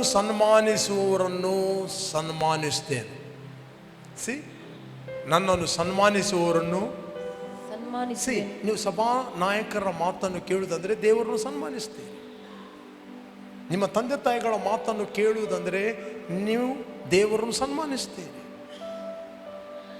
ಯು ಹಾನರಿಂಗ್ ಗಾಡ್. ನೀವು ಸೆಲ್ ಗ್ರೂಪಿಗೆ ಹೋಗ್ತಿದ್ರಿ, ನಿಮ್ಮ ಸೆಲ್ ಲೀಡರಿಗೆ ನಾವು ಹಾನರ್ ಮಾಡ್ತೀನಿ ಅಂತ ಹೇಳಿದ್ರೆ ನೀವು ದೇವರನ್ನು ಹಾನರ್ ಮಾಡ್ತೀರಿ. It's A protocol. ಅವ್ರ ಸೆಲ್ ಲೀಡರ್ ಅವರಷ್ಟಕ್ಕೆ ಆದದಲ್ಲ, ಅವರು ಸಭೆಯಿಂದ ಕಳುಹಿಸಲ್ಪಟ್ಟರು. ಅವರಿಗೆ ಮಾತಾಡೋದು, ಅವರಿಗೆ ಮೇಲೆ ಕೆಳಗೆ ಮಾಡೋದು ಅಂತ ಹೇಳಿದರೆ ನಿಮ್ಗೆ ಗೊತ್ತಿಲ್ಲದಾಗೆ ದೇವರಿಗೆ ಮೇಲೆ ಕೆಳಗೆ ಮಾಡಿದ ಹಾಗೆ. ಯಾಕೆ? No fear of God and ignorance, spiritual blindness, ಆತ್ಮಿಕ ಕುರುಡುತನ, ಸ್ಪಿರಿಚುವಲಿ ಪ್ರೋಟೋಕಾಲ್, ಸ್ಪಿರಿಚುವಲಿ ಹೇಗೆ ಫಂಕ್ಷನ್ ಆಗೋದು ಗೊತ್ತಿಲ್ಲ. Problem, you will be protected from all deception. ನೀವು ದೇವರ ವಾಕ್ಯವನ್ನು ಹಾನರ್ ಮಾಡಿದರೆ you will enjoy God's word. ನಿಮಗೆ ದೇವರ ವಾಕ್ಯ ಆಗ ಆನಂದ ಆಗ್ತದೆ, ನೀವು ಎಂಜಾಯ್ ಮಾಡುತ್ತೀರಿ. ವಿಲ್ಲಿಂಗ್ಲಿ, ಹಾರ್ಟ್ಫುಲಿ, ಲವಿಂಗ್ಲಿ ಯಾರ್ಯಾರಿಗೆ ಏನು ಸಲ್ಲಿಸಬೇಕು ಅವರಿಗೆ ನೀವು ಸಲ್ಲಿಸ್ತೀರಿ. ಯಾರಿಗೆ ಮರ್ಯಾದೆಯೋ, ಯಾರಿಗೆ ಮಾನವೋ ಸಲ್ಲಿಸ್ತೀರಿ. ಯಾರು ಹೇಳಿದ್ದಾನೆ? ದೇವರು ಹೇಳಿದ್ದಾನೆ. ದೇವರು ಏನು ಹೇಳಿದ್ದಾನೆ ಅದನ್ನು ಮಾಡುವಂಥದ್ದೇ ನಮ್ಮ ನಂಬಿಕೆ. ಬಡವರಿಗೆ ದಯೆ ತೋರಿಸುವವನು ಯೆಹೋವನನ್ನು ಸನ್ಮಾನಿಸ್ತಾನೆ. ಬೈಬಲ್ ಹೇಳ್ತದ? ಬಡವರಿಗೆ ಕೊಡೋದಂದ್ರೆ ದೇವರಿಗೆ ಕೊಡು. ಎವ್ರಿ ಟೈಮ್ ಈ ಹಾರ್ಟ್ ನಿನಗಿದ್ರೆ ಏನೇ ನೀನು ಮಾಡಿದ್ರು ದೇವರಿಗೋಸ್ಕರ ಮಾಡುತ್ತೆ. ಬೈಬಲ್ ಹೇಳ್ತೆ, ಕೆಲಸಕ್ಕೆ ಹೋಗುವಾಗ ಹೇಗೆ ಮಾಡಬೇಕು? ನಿಮ್ಮ ಯಜಮಾನರು ನೋಡುತ್ತಿರುವಾಗ ಮಾತ್ರ ಕೆಲಸ ಮಾಡದೆ ಇರಲಿ. ಇದು ನಾನು ಕಂಪ್ಲೀಟ್ ಮಾಡ್ತೇನೆ. ನಾನು ಈಗ ತಿಳಿಸ್ತೇನೆ ಅಂದರೆ ಅದು ನನಗೆ ದೂರವಾಗಿರಲಿ. ನನ್ನನ್ನು ಸನ್ಮಾನಿಸುವರು, ನನ್ನನ್ನು ತಿರಸ್ಕರಿಸುವರು ತಿರಸ್ಕಾರ ಹೊಂದುವರು. ಅದಕ್ಕೋಸ್ಕರ ಹೋದ ಕಡೆಯಲ್ಲಿ ಇವರು ರಿಜೆಕ್ಟೆಡ್ ಆಗ್ತಾರೆ. ಒಂದು ಕಂಪನಿಗೆ ಹೋಗ್ತಾರೆ, ಕಂಪನಿ ಟೆಸ್ಟಿಮನಿ ಕೊಡ್ತಾರೆ, ಐ ಗಾಟ್ ಬೆಸ್ಟ್ ಜಾಬ್, ನನಗೆ ಬೆಸ್ಟ್ ಕೆಲಸ ಸಿಕ್ಕಿತು ಪಾಸ್ಟರ್ ಅಂತ. 1 month, 2 months, 3 months ಆ ಬಾಸಿಗೆ ನೀನು ಬೇಡ. ಒಮ್ಮೆ ನಾನು ಪ್ರೀಚ್ ಮಾಡ್ತಾ ಇದ್ದೆ, ಇದೇ ಶುಕ್ರವಾರ. ಎವ್ರಿ ಟೈಮ್ 3 months ನೀನು ಬಾಸ್ ನಿನಗೆ ಬೇಡ. ಎಲ್ಲಿ ಹೋದರೂ ತಿರಸ್ಕಾರ ಹೊಂತಾರೆ. They rejected. No favour of God their heart. ಅವರ ಬಾಸಿನ ಹೃದಯದಲ್ಲಿ ಫೇವರ್ ಇಲ್ಲ, ಎಲ್ಲಿ ಕೂಡ ಫೇವರ್ ಇಲ್ಲ, ಎಲ್ಲ ಡೋರ್ಗಳು ಬಂದ್. ಯಾಕೆ? They rejected god. They rejected god. ದೇವರನ್ನ ಅವರು ತಿರಸ್ಕರಿಸಿದ ಕಾರಣ ಎಲ್ಲಿ ಹೋದರೂ ತಿರಸ್ಕಾರ. ಎವ್ರಿ 3 months ಕಂಪನಿ ಚೇಂಜ್ ಮಾಡ್ತಾನೆ, ರಿಜೆಕ್ಟ್ ಆಗ್ತಾನೆ. ಕಡೆಗೆ ಕಂಡಮ್ನೇಷನ್. ನನ್ನನ್ನು ದೇವರು ಪ್ರೀತಿಸ್ತಿಲ್ಲ, ನನ್ನನ್ನೆಲ್ಲ ರಿಜೆಕ್ಟ್ ಮಾಡುತ್ತಾರೆ, ಎಲ್ಲ ನನ್ನ ತಿರಸ್ಕರಿಸಿದ್ದಾರೆ, ಎಲ್ಲನ್ನು ರಿಜೆಕ್ಟ್ ಮಾಡಿದ್ದಾರೆ. No, check your heart. Where you miss? Are you honouring god?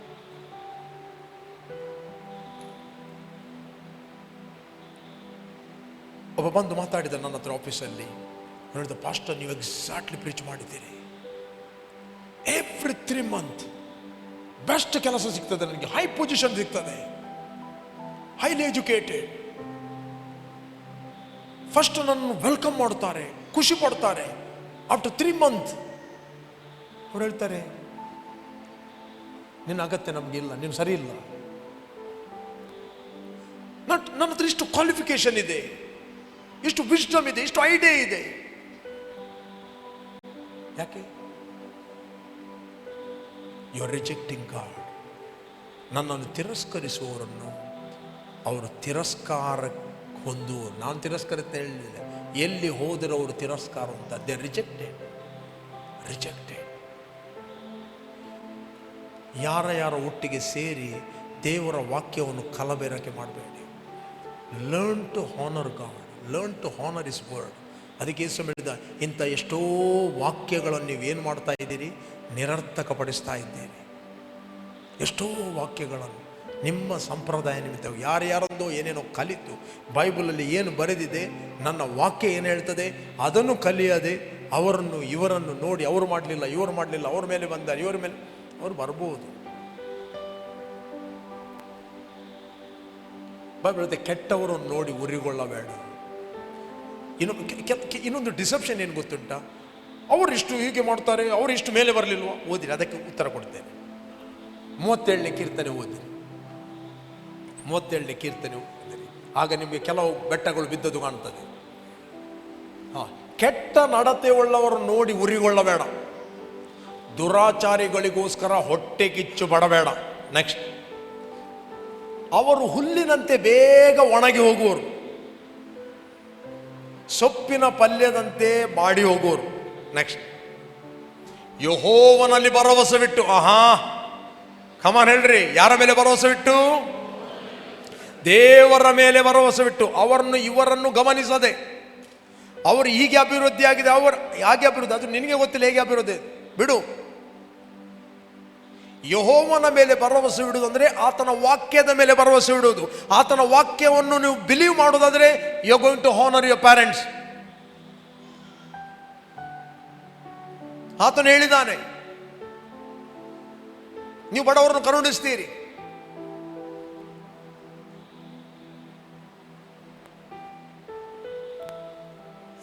ಯೇಸು ಸ್ವಾಮಿ ತಾನು ಪ್ರೀಚ್ ಮಾಡುವಾಗ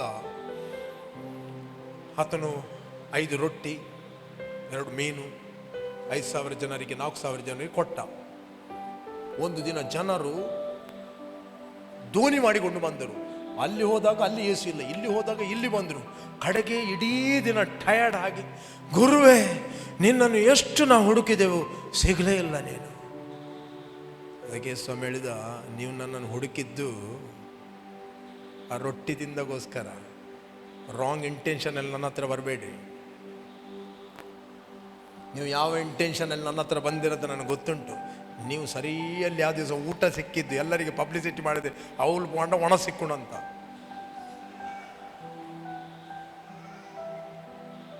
ಹಲೋ, ಓದಿದ್ದೀರ ಇದೆಯಾ ಬೈಬಲಲ್ಲಿ? ಇಲ್ಲಿ ಪುನಃ ಬರುವ, ನಾವು ಪುನಃ ಬರುವ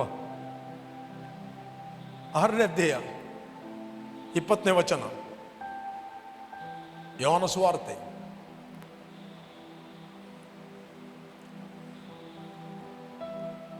ಮುಂದೆ ಹೋಗಿ.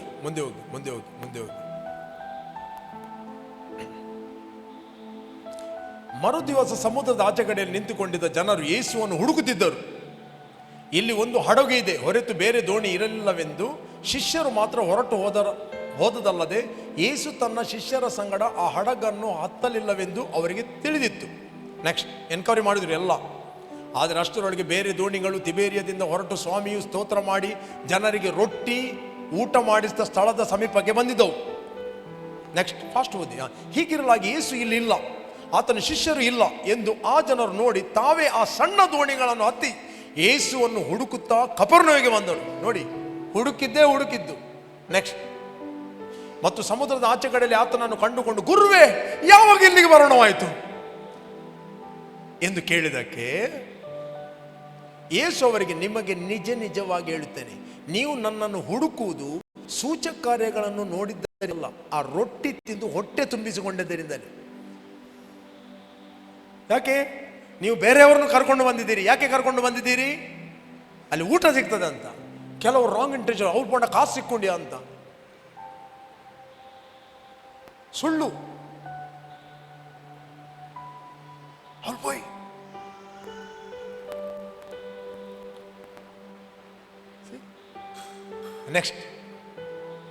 ನೆಕ್ಸ್ಟ್ ದುಡೀರಿ, ಕೆಟ್ಟು ಹೋಗುವ ಆಹಾರಕ್ಕಾಗಿ ದುಡಿಬೇಡ್ರಿ, ನಿತ್ಯ ಜೀವಕ್ಕೆ ಉಳಿಯುವ ಆಹಾರಕ್ಕಾಗಿ ದುಡಿಯಿರಿ, ಇಂಥ ಆಹಾರವನ್ನು ಮನುಷ್ಯ ಕುಮಾರ ನಿಮಗೆ ಕೊಡುವನು, ಇದಕ್ಕಾಗಿಯೇ ತಂದೆಯಾದ ದೇವರು ಆತನನ್ನು ನೇಮಿಸಿ ಮುದ್ರೆ ಹಾಕಿದ್ದೇನೆ ಅಂದನು. ನಿತ್ಯ ಜೀವ ಯಾವುದರಲ್ಲಿ ಸಿಗುವುದು? ವಾಕ್ಯದಲ್ಲಿ. What is the intention?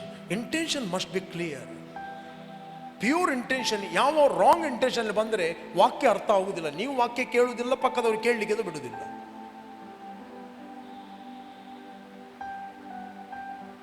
ನಮ್ಮ ಹಾರ್ಟ್ ಕ್ಲಿಯರ್ ಇದ್ದರೆ ನಾವು ಒಳ್ಳೆ ಮಾಡಿ ವಾಕ್ಯ ಕೇಳ್ತೇವೆ, ಉಳಿದವರನ್ನು ಎಚ್ಚರಪಡಿಸ್ತೇವೆ. ಇಲ್ಲದ್ರೆ ಬೇರೆ ಬೇರೆ ಆಸೆಗಳು ಬರ್ತವೆ, ಬೇರೆ ಬೇರೆ ಇಂಟೆನ್ಷನ್ಗಳು ಬರ್ತವೆ. ನಿಮಗೆ ಗೊತ್ತಾ, ಇಸ್ರಾಯೇಲ್ ಜನರು ಐಗುಪ್ತ ದೇಶದಿಂದ ಬರುವಾಗ 6 ಲಕ್ಷ ಜನರು ಬಂದರು. ಅವರೊಟ್ಟಿಗೆ ಟೋಟಲ್ ಒಂದು 50 lakhs ಜನರಿದ್ದರು. ಅವರೊಟ್ಟಿಗೆ ಎಷ್ಟೋ ಅನ್ಯರು ಬಂದರು ಅಂತ ಬೈಬಲ್ ಹೇಳ್ತದೆ. ಕವನೆಂಟ್ ಇಲ್ಲದವರು. ಇದೇ ಬೈಬಲಲ್ಲಿ 12ನೇ ಅಧ್ಯಾಯ 37ನೇ ವಚನ, ವಿಮೋಚನ ಕಾಂಡ 12:37. ಇಸ್ರಾಯೇಲರು ರೆಮ್ಸೆನ್ ಪಟ್ಟಣದಿಂದ ಹೊರಟು ಸುಕೋತಿಗೆ ಬಂದರು. ಹೆಂಗಸರು ಮಕ್ಕಳು ಅಲ್ಲದೆ ಅವರು ಕಾಲ್ಬಲವೇ ಸುಮಾರು 6 ಲಕ್ಷ ಗಂಡಸರು. ಯಾರು? ಹೆಂಗಸರು ಮಕ್ಕಳು ಅಲ್ಲದೆ ಅವರ ಕಾಲ್ಬಲವೇ ಸುಮಾರು 6 ಲಕ್ಷ ಗಂಡಸರು. ಹಾಗಾದರೆ ಹೆಂಗಸರು ಮಕ್ಕಳು ಎಷ್ಟು? ಈಗ ಒಂದು ಬೇಕು, 2 ಸಾಕಲ್ಲ. ಅವರಿಗೆ ಡಜನ್. ಯಾಕೋಬನಿಗೆ 12, ಕೆಲವರಿಗೆ 13. ಎವರೇಜ್ ಒಂದು 50 lakhs. ಓಕೆ, ನೆಕ್ಸ್ಟ್ ಅವರೊಂದಿಗೆ ಬಹು ಮಂದಿ, ಕೆಲವರಲ್ಲ ಬಹು ಮಂದಿ ಅನ್ಯರು ಹೊರಟು ಹೋದರು. ಕುರಿ ದನ ಮೊದಲಾದ ಪಶುಗಳು ಬಹಳವಾಗಿದ್ದವು. ಅವರು ಐಗುಪ್ತ ದೇಶದಿಂದ ತಂದ ಕಣಕದ ಮುದ್ದೆಯಿಂದ ಹುಳಿಯಿಲ್ಲದ ರೊಟ್ಟಿಗಳನ್ನು ಮಾಡಿ ಸುಟ್ಟರು. ಅನ್ಯರು ಬಹು ಜನ. ಈಗ ಓದಿರಿ, ಅರಣ್ಯಕಾಂಡ 6ನೇ ಅಧ್ಯಾಯದಲ್ಲಿ ಓದಿರಿ, 11ನೇ ಅಧ್ಯಾಯ, 11th chapter, 4 verse, 3ರಿಂದ ಓದಿರಿ. ಯೆಹೋವನು ಉಂಟು ಮಾಡಿದ ಬೆಂಕಿ ಅವರ ಮಧ್ಯದಲ್ಲಿ ಉರಿದ್ದರಿಂದ ಆ ಸ್ಥಳಕ್ಕೆ ತಿಬೇರ ಎಂದು ಹೆಸರಾಯಿತು. 4ನೇ ವಚನ ವೆರಿ ಇಂಪಾರ್ಟೆಂಟ್, ಕೇಳ್ರಿ. ಅವರ ಮಧ್ಯದಲ್ಲಿದ್ದ ಇತರ ಜನರು, ಇವರ ಅನ್ಯರು, ಅವರ ಮಧ್ಯದಲ್ಲಿದ್ದ ಇತರ ಜನರು ಮಾಂಸವನ್ನು ಆಶಿಸಿದರು. ಓಹೋ, ಎಂಕಲಿ ಮೂಲ ಮಾಸ ದಿಕ್ಕೊಂದಿಚ್ಚಿ, ಎಂಕುಲು ಬೈದಿನೇನೆ ಗೆಡ್ಡೆ ಮಾಸ ದಿಕ್ಕೊಂಡಂದು. ಇವರ ಮೈಂಡಲ್ಲಿ, ದೇವಜನರ ಮೈಂಡಲ್ಲಿ ಫುಲ್ಲು ವಿಷನ್, ಕಾನಾನ್ ದೇಶಕ್ಕೆ ಹೋಗುವಂಥದ್ದು. ಇವರ ತಪ್ಪು ಅವರನ್ನು ಕರ್ಕೊಂಡು ಬಂದದ್ದು. ಅವರು ಮೋಶೆ ಹೇಳಿದಾಗೆ ಕೇಳ್ತಿದ್ರು. ಅವರಿಗೇನು ತೊಂದರೆ ಇಲ್ಲ, ಅವ್ರ ಮಾಂಸ ಬಿಂಸದ ಆಶೆ ಅಲ್ಲಿಲ್ಲ, ರೈಟ್. ಅವರ ಮಧ್ಯದಲ್ಲಿದ್ದ ಇತರ ಜನರು ಮಾಂಸವನ್ನು ಆಶಿಸಿದರು. ಇಸ್ರಾಯೇಲ್ ಕೂಡ ತಿರುಗಿ ಹತ್ತುಕೊಂಡು ಮಾಂಸವು ನಮಗೆ ಹೇಗೆ ಲಭಿಸ್ತು?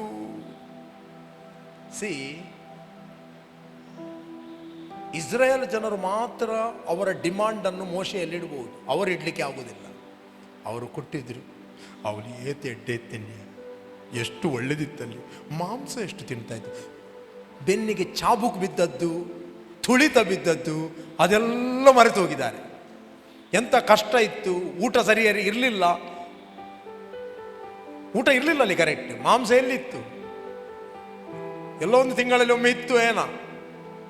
ಮೆಲ್ಲ ಇವರು ಮಾಂಸ ಸಿಕ್ಕಿದ್ದು ಎಂತ ಮರೆ, ಮನ್ನ ಮನ್ನ ಮನ್ನ, what is this every time word ವಾಕ್ಯ ಅಂತ. ಅದು ನಮ್ಗೆ ಗೊತ್ತಿಲ್ವಾ? ಅವರ ಮಧ್ಯದಲ್ಲಿದೆ ಇತರ ಜನರು ಮಾಂಸವನ್ನು ಆಶಿಸಿದರು. ಇಸ್ರಾಯೇಲ್ ಕೂಡ ತಿರುಗಿ ಹತ್ತುಕೊಂಡು ಮಾಂಸ ನಮಗೆ ಹೇಗೆ ಲಭಿಸ್ತು? ನೆಕ್ಸ್ಟ್, ಐಗುಪ್ತ ದೇಶದಲ್ಲಿ ನಾವು ಬಿಟ್ಟೆಯಾಗಿ ತಿನ್ನುತ್ತಿದ್ದ ಮೀನು, ಸೌತೆಕಾಯಿ, ಕರ್ಬೂಜ, ಉಳಿಗಡ್ಡೆ, ನೀರೊಳ್ಳಿ, ಬೆಳ್ಳುಳ್ಳಿ, ಇವು ನೆನಪಿಗೆ ಬರುತ್ತವೆ ಅಲ್ಲ. ಇನ್ನೆಂತ ನೆನಪು ಬರ್ತದೆ ಐಗುಪ್ತ ದೇಶದ್ದು? ಕೆಲವರಿಗೆ ರಕ್ಷಣೆ ಹೊಂದಿದ ನಂತರ ಐಗುಪ್ತ ದೇಶದ ಲೋಕದ ಏನೇನೋ ನೆನಪು ಬರಲಿಕ್ಕೆ ಸ್ಟಾರ್ಟ್ ಆಗ್ತದೆ. ದುಮ್ಮಿ ಅಂಕುಲ್ ಕುಲ್ದು ಎಂಚಿನ ಜಾಲಿಯ ಮೂಲ ಬತ್ತಿಗಳದಾನೆ, ಕೈ ತಿರ್ತು ಬಾಡ್ಲ ಆರಾಧನೆ ಅಲ್ಪಲಿ ಎಂಚಿನ ಅವ್ರು ಎಂಕುಲ್ ಸಂಡೇ ಆಯ್ಬೇಕು, ಮಧ್ಯಾಹ್ನ ಒಂಜಿ ಪಾರ್ಟಿ ಮಲ್ತೋ ಇತ್ತ, ನಾನೊಂಜಿ 4 ಬಿಯರ್ ಬಾಡೊಂದಿತ್ತೆ, ಅವು ನೆನಪು ಬರೋದುಂಡಿ. ನೆನಪು ಬರ್ತಾ ಉಂಟು. ಇನ್ನೇನು ನೆನಪು ಬರ್ತದ? ನಿಮಗೆ ಗೊತ್ತು. ಈ ಎಲ್ಲ ನೆನಪುಗಳನ್ನು ಹೊರಗೆ ಹಾಕಿರ ಐಗುಪ್ತ ದೇಶದ ನೆನಪುಗಳು. ಹಲೋ, ಐಗುಪ್ತ ರಿಪ್ರೆಸೆಂಟ್ ಮಾಡ್ತದೆ ವರ್ಲ್ಡ್. ಕಣ್ಣಿನ ಆಶೆ, ಶರೀರದ ಆಶೆ, ಬದುಕು ಬಾಳಿನ ಡಂಬ, ಇವುಗಳು ತಂದೆಯಿಂದ ಹುಟ್ಟದೆ ಲೋಕದಿಂದ ಹುಟ್ಟುತ್ತವೆ. ರೈಟ್? ಇಲ್ಲಿ ಮಿಸ್ಗೈಡ್ ಮಾಡಿದ್ದು ಯಾರು? ಇವರು. ಅವರಿಗೆ ದರ್ಶನ ಇಲ್ಲ, ಅವರಿಗೆ ವಿಷನ್ ಇಲ್ಲ, ಅವರಿಗೆ ಉದ್ದೇಶ ಇಲ್ಲ. ಸಭೆಯಲ್ಲಿ ಕೆಲವೊಮ್ಮೆ ಹೀಗಿರ್ತದೆ, ಕೆಲವು ವಿಷನ್ ಇರುವುದಿಲ್ಲ.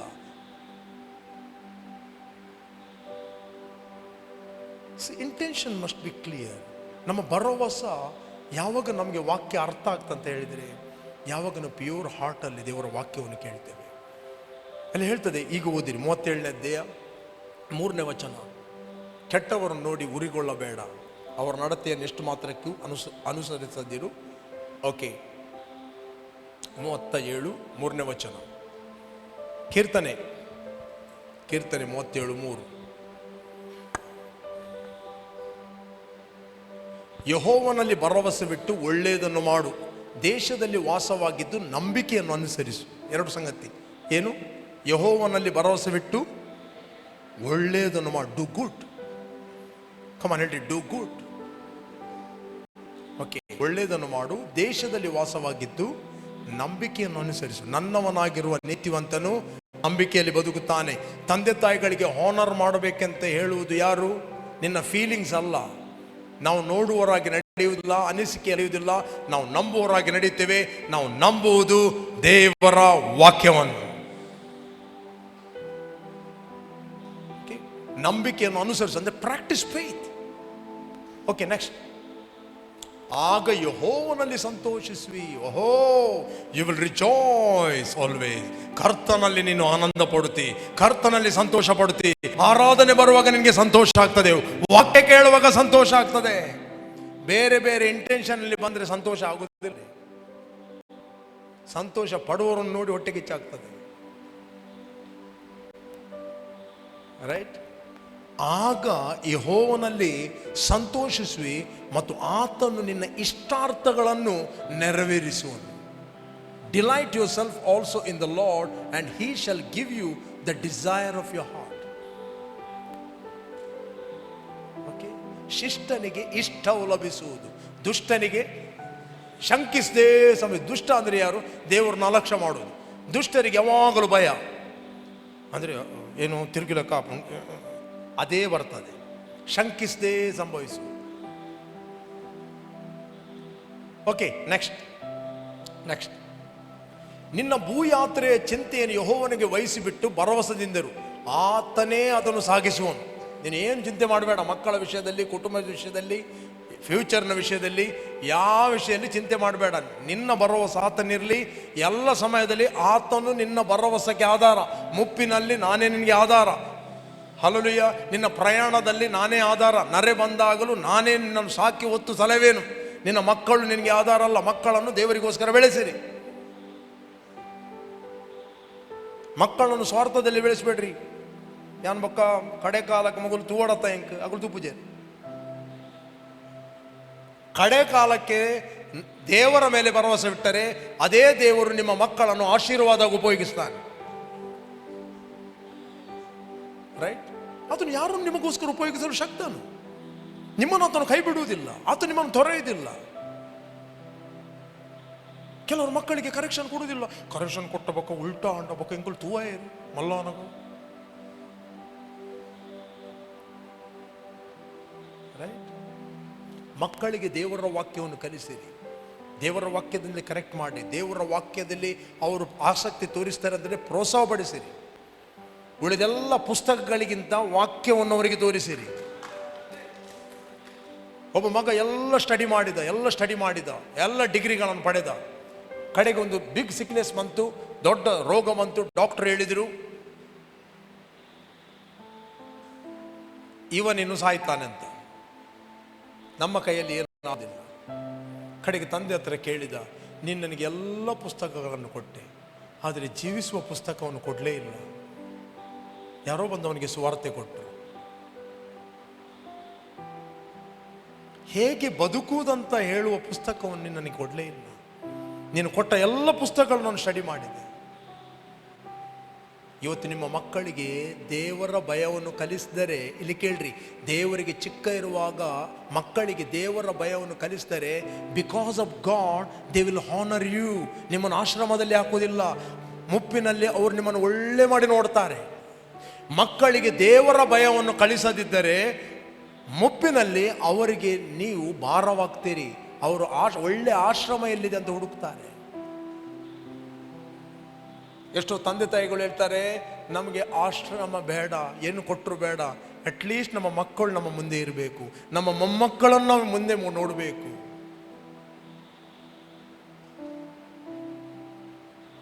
ಹಾಗಾದರೆ ನಿಮ್ಮ ಮಕ್ಕಳಿಗೆ ಇರುವಾಗ ಬಾಲಬೋಧನೆಯಲ್ಲಿ ಬೆಳೆಸಿ, ದೇವ ಭಕ್ತಿಯಲ್ಲಿ ಬೆಳೆಸಿ, ವಾಕ್ಯದಲ್ಲಿ ಬೆಳೆಸಿ. ಓಕೆ, ನಿಮ್ಮ ಮಕ್ಕಳಿಗೆ ವಾಕ್ಯವನ್ನು ಕಲಿಸಿ. ನಿಮ್ಮ ವಾಕ್ಯದ ಪ್ರಯಾರಿಟಿ ಏನಂತ ಕಲಿಸಿ ಅವರಿಗೆ. ಮನೆಯಲ್ಲಿ ಹೋಗಿ ಪಾಸ್ಟರ್ ವಿರೋಧವಾಗಿ ಏನೇನು ಮಾತಾಡಿದರೆ ನೀವು ವಾಕ್ಯ ಕೇಳುವುದಿಲ್ಲ, ನೀವು ವಾಕ್ಯವನ್ನು ಪ್ರೀತಿಸ್ತಿಲ್ಲ, ನಿಮ್ಮ ಮಕ್ಕಳಿಗೆ ವಾಕ್ಯದ ಸೀರಿಯಸ್ನೆಸ್ ಹೇಗಿರುವುದು? ನಿಮ್ಮ ಮನೆಗೆ ಹೋಗಿ ನಿಮ್ಮ ಸಂಡೇ ಸ್ಕೂಲ್ ಟೀಚರನ್ನು ಬೈದರೆ ಮಕ್ಕಳ ಮುಂದೆ, ನೆಕ್ಸ್ಟ್ ಆ ಸಂಡೇ ಸ್ಕೂಲ್ ಟೀಚರ್ ಹೇಳಿದ ಅಮೂಲ್ಯವಾದ ಮೌಲ್ಯದ ವಾಕ್ಯಗಳನ್ನು ಅವರು ಕೇಳ್ತಾರಾ? ಇವತ್ತು ನೀವು ಮಕ್ಕಳನ್ನು ಎಷ್ಟೋ ಪುತ್ತ ಹೇಳ್ಬೋದು. ಆ ಮಕ್ಕಳು ಬೆಳೆಯಬೇಕು ದೇವರ ಭಯಭಕ್ತಿಯಲ್ಲಿ, ವಾಕ್ಯದಲ್ಲಿ ಬೆಳೆಯಬೇಕು. ಅವರಿಗೆ ವಾಕ್ಯವನ್ನು ಹೇಗೆ ಪ್ರೀತಿಸಲು ಕಲಿಸಬೇಕು. ನೀವು ಏನೇ ಕೊಡುವಾಗ ಅವರಿಗೆ ಹೇಳ್ಬೇಕು, ಇದು ಏಸು ಕೊಟ್ಟದಂತ ಹೇಳಬೇಕು. ಅವರಿಗೆ ಮೊದಲು ಗ್ರಹಿಕೆ ಇರಬೇಕು, ಇವತ್ತು ಏನು ನೀವು ತಿಂತಾ ಇದ್ದೀರಿ ದೇವರು ನಿನಗೆ ಕೊಟ್ಟದ್ದು. ನೆಕ್ಸ್ಟ್ ಅವರು ನಿಮ್ಮ ಮೇಲೆ ಭರವಸವಲ್ಲ, ಅವರು ಕೂಡ ದೇವರ ಮೇಲೆ ಭರವಸವಿಡ್ತಾರೆ. ಒಂದು ಹೆಂಡತಿ ಆದವಳು 24/7 ಗಂಡನ ಮೇಲೆ ಭರವಸೆ ಇಡುವುದಲ್ಲ, ದೇವರ ಮೇಲೆ ಭರವಸೆ ಇಡಬೇಕು. ಆಗ ದೇವರು ನಿನ್ನ ಗಂಡನಿಗೆ ಸಾಮರ್ಥ್ಯ ಕೊಡ್ತಾನೆ ಕೊಳ್ಳೆ ಸಂಪಾದಿಸಲು ಮಾಡಲಿಕ್ಕೆ. ಇದೆಯಾ ಬೈಬಲಲ್ಲಿ? ಅಷ್ಟೇ, ನನಗೆ ಆರಾಧನೆ ಮೇಲೆ ಗಂಡ ಏನು ಕೊಡುವುದಿಲ್ಲ, ನೋ ಪ್ರಾಬ್ಲಮ್, ದೇವರು ಕೊಡ್ತಾನೆ. ಆತನು ಯಾವ ಕಾಗೆಯ ನಿನಗೋಸ್ಕರ ಕಳಿಸ್ತಾನೆ. Trust in god.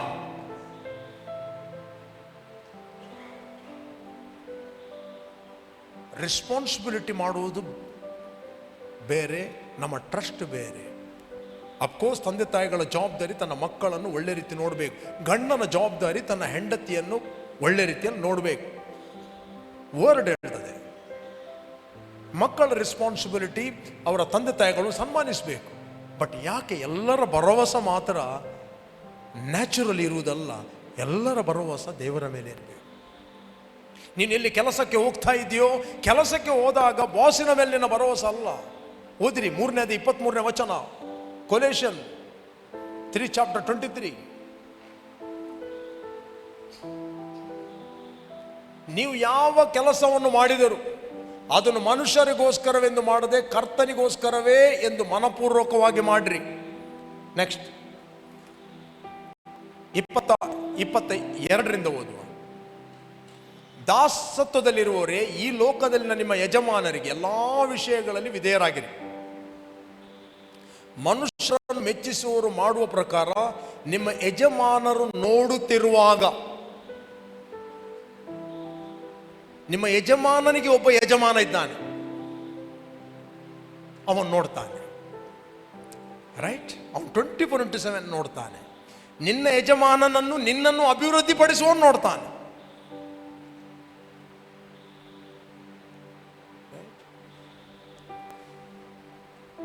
ಮನುಷ್ಯರನ್ನು ಮೆಚ್ಚಿಸುವವರು ಮಾಡುವ ಪ್ರಕಾರ ನಿಮ್ಮ ಯಜಮಾನ ನೋಡುತ್ತಿರುವಾಗ ಮಾತ್ರ ಸೇವೆ ಮಾಡದೆ ಕರ್ತನಿಗೆ ಭಯಪಡುವರಾಗಿ ಸರಳ ಮನಸ್ಸಿನಿಂದ ಕೆಲಸ ಮಾಡ್ರಿ. ನೆಕ್ಸ್ಟ್, ನೀವು ಯಾವ ಕೆಲಸವನ್ನು ಮಾಡಿದಿರು ಅದನ್ನು ಮನುಷ್ಯರಿಗೋಸ್ಕರವೆಂದು ಮಾಡದೆ ಕರ್ತನಿಗೋಸ್ಕರವೇ ಎಂದು ಮನಪೂರ್ವಕವಾಗಿ ಮಾಡಿರಿ. This is your faith. ಕರ್ತನಿಂದ ಪರಲೋಕ ಬಾಧ್ಯತೆ ಎಂಬ ಪ್ರತಿಫಲವನ್ನು ಹೊಂದುವೆವೆಂದು ತಿಳಿದಿದ್ದೀರಲ್ಲ. ನೀವು ಕರ್ತನಾದ ಕ್ರಿಸ್ತನಿಗೆ ದಾಸರಾಗಿದ್ದೀರಿ. ಯೋಸೇಫನು ಪೊಟಿಫರ್ನ ಮನೆಗೆ ಹೋದ, ರೈಟ್? ಅವನಿಗೆ ದೇವರ ಭಯ ಇತ್ತು. ಪೊಟಿಫರನಿಗೋಸ್ಕರ ಆತನು ಕೆಲಸ ಮಾಡಿ, ದೇವರಿಗೋಸ್ಕರ ಕೆಲಸ ಮಾಡಿತ್ತು.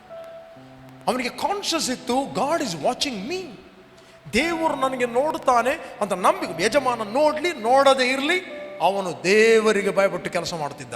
ದೇವರ ಕಾನ್ಷಿಯಸ್ ಅವನ ಒಳಗಿದ್ದರಿಂದ ದೇವರು ಯೋಸೇಫನ ಸಂಗಡ ಇದ್ದದರಿಂದ ಯೋಸೇಫನು ತನ್ನ ದನಿಯ ಮನೆಯಲ್ಲಿ ಏಳಿಗೆಯಾದನು ಅಂತ ಬೈಬಲ್ ಹೇಳ್ತಿದೆ. Joseph was successful man. ಆತನ ಪ್ರೊಫೆಷನ್ ಏನು? ಗುಲಾಮ. ಅವನಿಗೆ ಯಾವ ಬೆಲೆ ಇಲ್ಲ. ಯೋಸೇಫನ ನಿಮಿತ್ತವಾಗಿ ದೇವರು ಪೊಟಿಫರನನ್ನು ಬ್ಲೆಸ್ ಮಾಡಿದರು. ನೆಕ್ಸ್ಟ್ ಒಂದು ಶೋಧನೆ ಬಂತು. ಪೊಟಿಫರನ ಹೆಂಡತಿ ಅವನಿಗೆ ಶಾರೀರಿಕ ರಿಲೇಶನ್ಶಿಪ್ ಕರೆದಳು.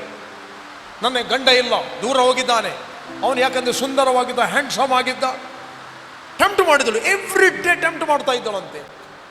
ಯೋಸೇಫ ಒಂದೇ ಹೇಳ್ತಾ ಇದ್ದ, ನೋ ನೋ ನೋ. ಫಸ್ಟ್ ಎಲ್ಲರಿಗೂ ಗೊತ್ತಿರಬೇಕು ಕೆಲವು ಸಂಗತಿಗಳು ನೋ ಹೇಳಲಿಕ್ಕೆ. ನೋ. ಒಂದು ದಿನ ಯಜಮಾನ ಮನೆಯಲ್ಲಿ ಇಲ್ಲದ ಸಂದರ್ಭದಲ್ಲಿ ಆಕೆ ಹೇಳ್ತಾಳೆ, ಯಜಮಾನ ಮನೆಯಲ್ಲಿಲ್ಲ, ನಮ್ಮನ್ನು ಯಾರು ನೋಡುವುದಿಲ್ಲ. ಅವನು ಹೇಳ್ತೇನೆ, ನನ್ನ ದೇವರಿಗೆ ವಿರುದ್ಧವಾಗಿ ನಾನು ಹೇಗೆ ಪಾಪ ಮಾಡಿ?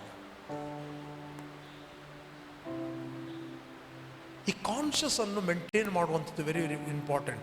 ನೀವು ಯಾವ ಕಂಪನಿಯಲ್ಲಿ ಕೆಲಸ ಮಾಡ್ತೀರಿ, ಯಾರ ಅಂಡರಲ್ಲಿ ಕೆಲಸ ಮಾಡ್ತೀರಿ, ಅವರು ನೋಡ್ತಾರೋ ನೋಡುವುದಿಲ್ಲವೋ, ಬಟ್ ದೇವರ ಭಯ ನಿಮಗಿದ್ದರೆ ನೀವು ದೇವರಿಗೋಸ್ಕರ ಯಥಾರ್ಥವಾಗಿ ಕೆಲಸ ಮಾಡ್ತೀರಿ.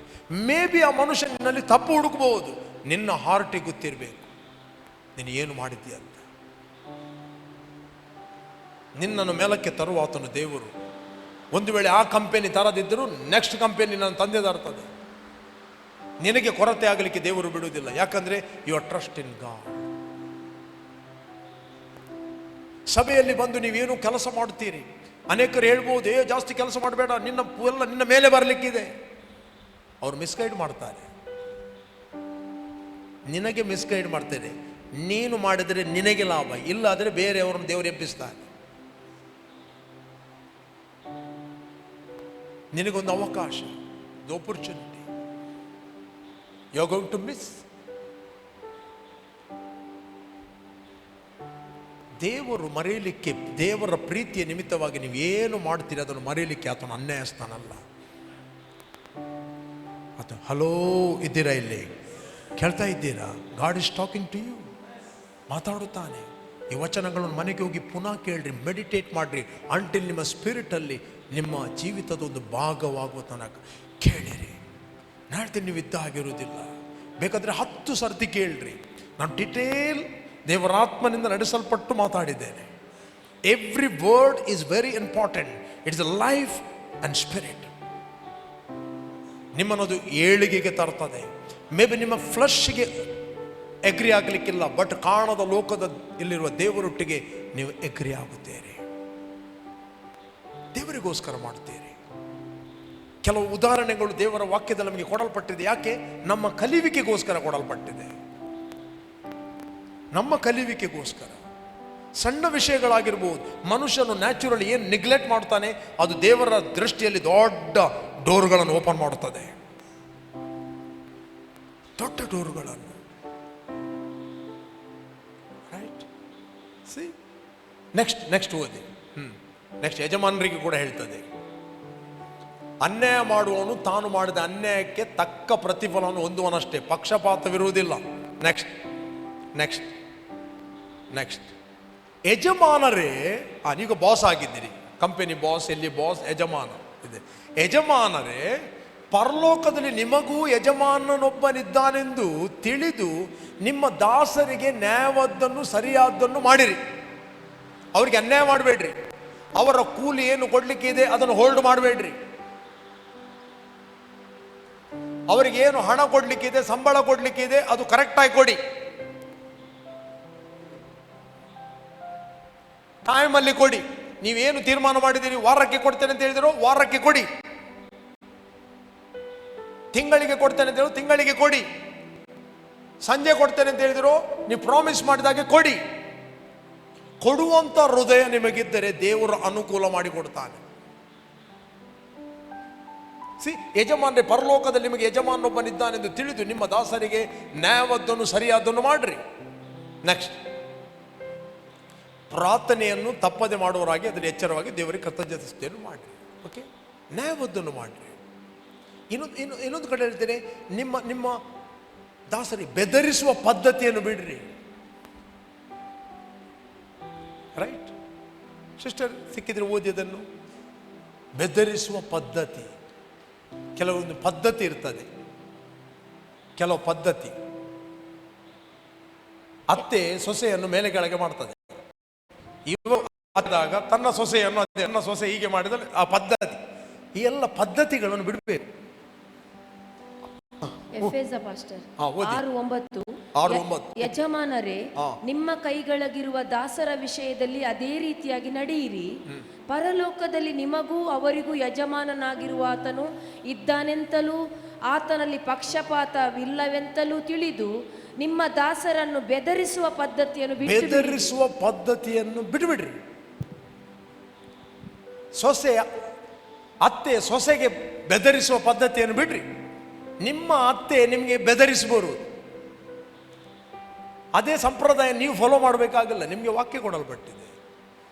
ಒಂದು ಸೊಸೆ ಮನೆಗೆ ಬಂದಳೆ ಅಂತೇಳಿ ಅವನು ಮಗಳಾಗಿ ಸ್ವೀಕರಿಸಬೇಕು. ಮಗೆಬೋಡು ಅಲ್ಪ ಬೈದು ನಾನು ಪೂರ ಹಾಲು ಅಲ್ಪನಿ ಕಿಬಿ ಉರ್ತದೆ.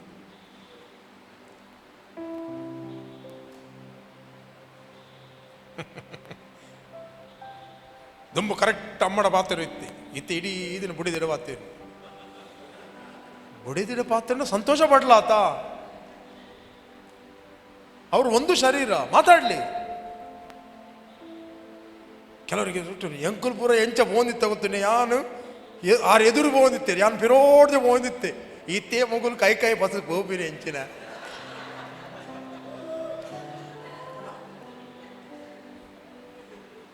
ಹಲೋ ಇದ್ದಾರೆ ಇಲ್ಲಿ. ಖುಷಿ ಪಡ್ರಿ. ಅವ್ರು ಕೈ ಹಿಡಿದು ಹೋಗ್ಲಿಕ್ಕೆ ದೇವರವ್ರನ್ನು ಕರೆದಿದ್ದಾನೆ. ದೇವರು ಸಂತೋಷ ಪಡ್ತಾನಂತ ನಮ್ಗೆ ಏನಾಗಬೇಕು ಸಂತೋಷ ಪಡ್ಲಿಕ್ಕೆ? ಅವ್ರು ಕೈ ಹಿಡಿದೇ ಹೋಗ್ಬೇಕು. ಅವ್ರು ಒಂದು ಶರೀರ. ದೇವರು ಕೂಡಿಸಿದನ್ನು ಮನುಷ್ಯರು ಅಗಲಿಸಬಾರದು. ಹೆಂಡತಿಯ ವಿಷಯದಲ್ಲಿ ಗಂಡನಿಗೆ, ಗಂಡನ ವಿಷಯದಲ್ಲಿ ಹೆಂಡತಿಗೆ ವಿಷ ಬಿತ್ತಬಾರದು. ಅವ್ರು ಯಾವಾಗಲೂ ಒಂದಾಗಿರುವುದನ್ನು ನೋಡಬೇಕು. ಅವ್ರು ಒಂದಾಗಿರುವುದು ಸಂತೋಷದಲ್ಲಿದೆ. ನಿಮ್ಮ ಸೊಸೆ ಆಗಲಿ ನಿಮ್ಮ ಮಗಳೇ ಆಗಲಿ ಖುಷಿ ಪಡ್ರಿ. ಕೆಲವರಿಗೆ ಪಾಪ ನೋಡ್ಲಿಕ್ಕೆ ಆಗೋದಿಲ್ಲ, ಯಾಕಂದ್ರೆ ಅವರ ಪದ್ಧತಿ ಇದೆ. ಯಾಕಂದ್ರೆ ನಾವು ಹೀಗೆ ಬದುಕಿದೆವು. ನೋ ನೋ ನೋ ನೋ ನೀವು ನಿಮ್ಮ ಸಂಪ್ರದಾಯವನ್ನು ಬಿಡ್ರಿ. ದೇವರ ವಾಕ್ಯ ಏನು ಹೇಳ್ತದೆ ಅದನ್ನು ಫಾಲೋ ಮಾಡ್ರಿ. ನನ್ನೊಬ್ಬ ಸ್ನೇಹಿತ ಇದ್ದ, ಅವನಿಗೆ ಮದುವೆ ಆಯಿತು. ಮದುವೆ ಆದಾಗ ಅವರ ಮನೆಗೆ ನಾನು ಹೋದೆ. ಇವನು ಯಾವಾಗಲೂ ಮಮ್ಮೆ ಮಮ್ಮೆ ಮಮ್ಮೆ ಅಂತ ಹೇಳಿದ್ರು. ಅವಳು ಕೆಲಸಕ್ಕೆ ಹೋಗಿದ್ದಾಳೆ. ತಾಯಿ ಒಳ್ಳೆ ಮಾಡಿ ಮಗನಿಗೆ ಬುದ್ಧಿ ಹೇಳ್ತಾ ಇದ್ದಾಳೆ, ಮಗ ನೀನು ಇಡೀ ದಿನ ಹೆಂಡತಿಯ ಮುಂದೆ ಮಮ್ಮೆ ಮಮ್ಮೆ ಮಮ್ಮೆ ಅಂತ ಕರಿಬೇಡ. ಅವಳು ಫಸ್ಟ್ ಮದುವೆ ಆಗಿ ಬಂದಿದ್ದಾಳೆ, ಅವಳನ್ನು ಕರೆ. ರೈಟ್? ಅವಳಿಗೆ ಕೂಡ ಇನ್ಸೆಕ್ಯೂರ್ ಆಗಬಾರದು. ಒಳ್ಳೆ ಮಾಡಿ ಒಂದು ತಾಯಿ ಮಗನಿಗೆ ಗೈಡ್ ಮಾಡ್ತಾ ಇದ್ದಾಳೆ. ಖುಷಿ ಆಯ್ತು ನನಗೆ ಕೇಳಿ. ಹೆಂಡತಿ ಕೆಲಸಕ್ಕೆ ಹೋಗಿದ್ದಾಳೆ, ಇವನು ನೆಕ್ಸ್ಟ್ ಇದ್ದಾನೆ ಮನೆಯಲ್ಲಿ ತಾಯಿ ಒಳ್ಳೆ ಮಾಡಿ ಅವನಿಗೆ ಬೋಧನೆ ಮಾಡ್ತಾ ಇದ್ದಾಳೆ. ಹೆಂಡತಿಯನ್ನು ಒಳ್ಳೆ ಮಾಡಿ ಪ್ರೀತಿ ಮಾಡು. ಮೊದಲು ನಿನ್ನನ್ನು ಮಮ್ಮಿ ಮಮ್ಮಿ ಎಲ್ಲದಕ್ಕೆ ನಾನು ಬೇಕಿತ್ತು, ಹೌದು ನಾನಿದ್ದೆ. ಈಗ ನಿನ್ನ ಹೆಂಡತಿ ಬಂದಿದ್ದಾರೆ, ಅವಳೊಟ್ಟಿಗೆ ಮಾತಾಡು, ಅವಳನ್ನು ಕರೆ, ಅವಳೊಟ್ಟಿಗೆ ಕೂತ್ಕೊಳ್ಳು, ಅವಳೊಟ್ಟಿಗೆ ಟೈಮ್ ಸ್ಪೆಂಡ್ ಮಾಡು. ನಾನು ಹೇಳಿದೆ, ಎಂಥ ಒಳ್ಳೆಯ ಒಂದು ಅತ್ತೆ, ಎಂಥ ಒಂದು ಒಳ್ಳೆಯ ತಾಯಿ, ಹೇಗೆ ಮಗನಿಗೆ ಗೈಡ್ ಮಾಡ್ತಾರೆ. ಇಲ್ಲದ್ರೆ ಸೊಸೆ ಹೋದ ನಂತರ ರಜಾ ಗುರುತ್ಕೊರ್ರೆ, ನಿನ್ನ ಕುಚ್ಚಿ ಬಿಟ್ಟು ಕೊಡಬೇಡ, ಒಂದು ಬಿತ್ತಿ ಬಿಡ್ತಾರೆ, ಸ್ವಲ್ಪ ಜಾಗ್ರತೆ ಮಾಡ. ಯಾವುದ್ಯಾವುದೋ ಸೀರಿಯಲ್ ನೋಡ್ತಾರೆ, ಯಾವುದ್ಯಾವುದೋ ವಾಟ್ಸಪ್ ನೋಡ್ತಾರೆ. ರೈಟ್? ಎಲ್ಲ ಅವರಿಗೆ ಪಿಕ್ಚರ್ ಬರೋದು ತನ್ನ ಸೊಸೆಯ ಮೇಲೆ. ನಾವು ಸೋಷಿಯಲ್ ಮೀಡಿಯಾವನ್ನು ಅನುಸರಿಸಿ ಜೀವಿಸುವವರಲ್ಲ, ನಾವು ವಾಕ್ಯವನ್ನು ಮೆಡಿಟೇಟ್ ಮಾಡಿ ಜೀವಿಸುವವರು. ಹಲ್ಲೆಲೂಯಾ. ನಾವು ಸೋಷಿಯಲ್ ಮೀಡಿಯಾವನ್ನು ಇಡೀ ದಿನ ಸೀರಿಯಲ್ ನೋಡಿ, ಸೀರಿಯಲ್ನ ಪಿಕ್ಚರನ್ನು ನೋಡಿ, ಕಡೆಗೆ ಸೊಸೆಗೆ ಅದೇ ಅತ್ತೆ ಕಾಣ್ತದೆ, ಸೀರಿಯಲಲ್ಲಿದ್ದದ್ದು ಅತ್ತೆಗೆ ಅದೇ ಸೊಸೆ ಕಾಣ್ತದೆ. ನೋ, ಇದ್ದೀರಾ ಇಲ್ಲಿ? ಪಕ್ಕದವರಿಗೆ ಇಲ್ಲಿ ದೇವರು ಮಾತಾಡ್ತಾನೆ. ಆನ್ಲೈನಲ್ಲಿದ್ದೀರಿ, ಕಮಾನ್, ದೇವರು ಮಾತಾಡ್ತಾನೆ. ಫಾಸ್ಟೇ ನಂಗೆಲ್ಲ ಕಂಡೀಷನ್ನೇ ಮಾತಾಡೋದು ನಿಮ್ಮದೇ.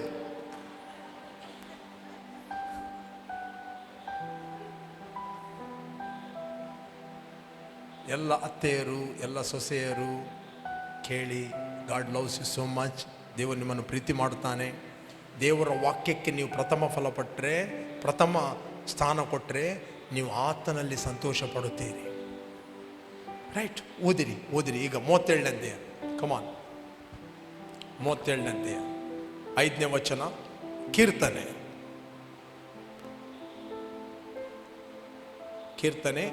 37:5. ನಿನ್ನ ಭೂಯಾತ್ರೆಯ ಚಿಂತೆಯನ್ನು ಯೆಹೋವನಿಗೆ ವಹಿಸಿಬಿಟ್ಟು ಭರವಸದಿಂದಿರು, ಆತನೇ ಅದನ್ನು ಸಾಗಿಸುವನು. ನೆಕ್ಸ್ಟ್, ಆತನು ನಿನ್ನ ನೀತಿಯನ್ನು ಉದಯದ ಬೆಳಕಿನಂತೆಯೂ ನಿನ್ನ ನ್ಯಾಯವನ್ನು ಮಧ್ಯಾಹ್ನದ ತೇಜಸ್ಸಿನಂತೆಯೂ ಪ್ರಕಾಶಗೊಳಿಸುವನು. ಅಂದರೆ ಕೆಲವು ದಿನ ನಿನ್ನ ಒಳ್ಳೆತನ ಮುಚ್ಚಿಡ್ಬೋದು, ಬಟ್ ನೀನು ದೇವರಿಗೋಸ್ಕರ ಮಾಡಿದ್ದಿ, ದೇವರ ವಾಕ್ಯವನ್ನು ಪ್ರೀತಿಸಿ ಮಾಡಿದ್ದಿ, ಒನ್ ಡೇ ವಿಲ್ ಕಮ್, ಆತನು ನಿನ್ನ ನೀತಿಯನ್ನು ಉದಯದ ಬೆಳಕಿನಂತೆಯೂ ನಿನ್ನ ನ್ಯಾಯವನ್ನು ಮಧ್ಯಾಹ್ನದ ತೇಜಸ್ಸಿನಂತೆಯೂ ಪ್ರಕಾಶಗೊಳಿಸುವನು. ಎಷ್ಟು ಮಂದಿ ನಂಬುತ್ತೀರಿ ಈ ವಾಕ್ಯನವನ್ನು? ಹಲ್ಲೆಲೂಯಾ. ಹೆಲಿಕಾಪ್ಟರ್ ನೋಡಬೇಡಿ. ಓಕೆ, ಮುಂದೆ ಹೋಗಿ. ಯೆಹೋವನ ಸನ್ನಿಧಿಯಲ್ಲಿ ಶಾಂತವಾಗಿ, ಹೇಳ್ರಿ, ಶಾಂತವಾಗಿ ಆತನಿಗೋಸ್ಕರ ಕಾದಿರು. ಕುಯುಕ್ತಿಗಳನ್ನು ನೆರವೇರಿಸಿಕೊಂಡು ಅಭಿವೃದ್ಧಿ ಹೊಂದುವವರು ನೋಡಿ ಉರಿಗೊಳ್ಬೇಡ. ಹಲೋ, ನಾವು ಎಷ್ಟು ವಾಕ್ಯವನ್ನು ಅನುಸರಿಸ್ತೇವೆ, ಎಷ್ಟು ದೇವರನ್ನು ಪ್ರೀತಿ ಮಾಡಿದೆವು, ನಮಗೇನು ಸಿಕ್ಕಿತ್ತು? ಅವರು ನೋಡಿ ಕುಯುಕ್ತಿ ಮಾಡಿ ಹೇಗೆ ಮೇಲೆ ಬಂದಿದ್ದಾರೆ, ಅವರ ಬಗ್ಗೆ ಸೇದೆ ಮುಂದೆ. ಕುಯುಕ್ತಿಗಳನ್ನು ನೆರವೇರಿಸಿಕೊಂಡು ಅಭಿವೃದ್ಧಿ ಹೊಂದುವನನ್ನು ನೋಡಿ ಉರಿಗೊಳ್ಳಬೇಡ. ನೆಕ್ಸ್ಟ್, ಸುಳ್ಳು ಹೇಳಿ ಮೋಸ ಮಾಡಿ ಕೋಪವನ್ನು ಅಣಗಿಸಿಕೋ. ಕೋಪ ಮಾಡಬೇಡ, ರೋಷವನ್ನು ಬಿಡು, ಉರಿಗೊಳ್ಳಬೇಡ, ಕೆಡುಕಿಗೆ ಕಾರಣವಾದಿತ್ತು. ನೆಕ್ಸ್ಟ್, ಕೆಡುಕರು ತೆಗೆದು ಹಾಕಲ್ಪಡುವರು, ಯೆಹೋವನನ್ನು ನಿರೀಕ್ಷಿಸುವವರೇ ದೇಶವನ್ನು ಅನುಭವಿಸುವರು. ನೆಕ್ಸ್ಟ್, ಇನ್ನು ಸ್ವಲ್ಪ ಕಾಲದೊಳಗೆ, ಹೇಳ್ರಿ, ಇನ್ನು ಸ್ವಲ್ಪ ಕಾಲದೊಳಗೆ, ಸ್ವಲ್ಪ ವೆಯ್ಟ್ ಮಾಡು, ಸ್ವಲ್ಪ ಕಾಲದೊಳಗೆ ದುಷ್ಟನು ಕಾಣಿಸದೆ ಹೋಗುವನು. ಅವನಿದ್ದ ಸ್ಥಳದಲ್ಲಿ ಎಷ್ಟು ವಿಚಾರಿಸಿದರು ಅವನು ಸಿಗುವುದೇ ಇಲ್ಲ. ಯಾಕೆ? ಲೋನಿನವರು, ಅವರು ಇವರು ಫೋನ್ ಮಾಡ್ತಾ ಇರ್ತಾರೆ. ಅವನು ಎಲ್ಲೋ ಹೋಗಿ ಕೂತ್ಕೊಂಡಿದ್ದಾನೆ. ಲೋನ್ನವರಿಗೆ ಅಡ್ರೆಸ್ ಸಿಗುವುದಿಲ್ಲ, ಬ್ಯಾಂಕಿನವರಿಗೆ ಅಡ್ರೆಸ್ ಸಿಗುವುದಿಲ್ಲ.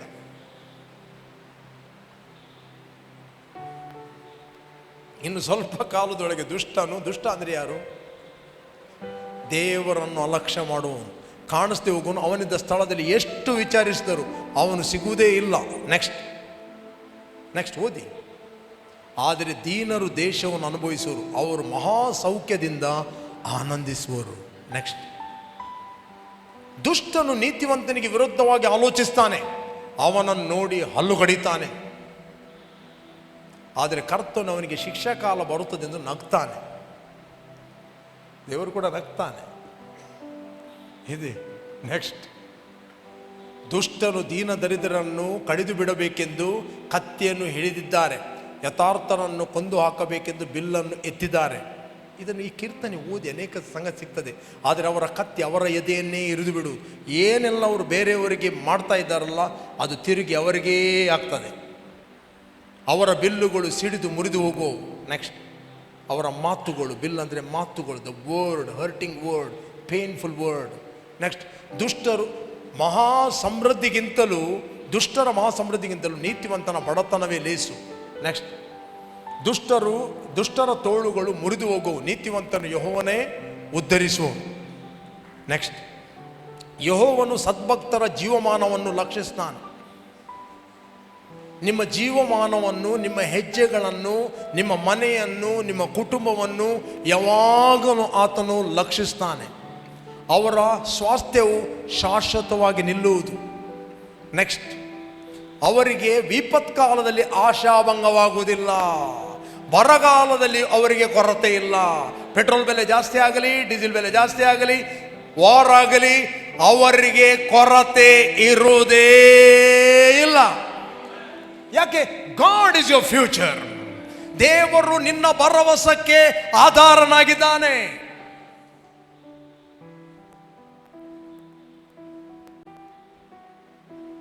ಭವಿಷ್ಯದ ಭಯ ಇಲ್ಲದೆ ನೀನು ಯಾವಾಗಲೂ ನಗುತ್ತಿ.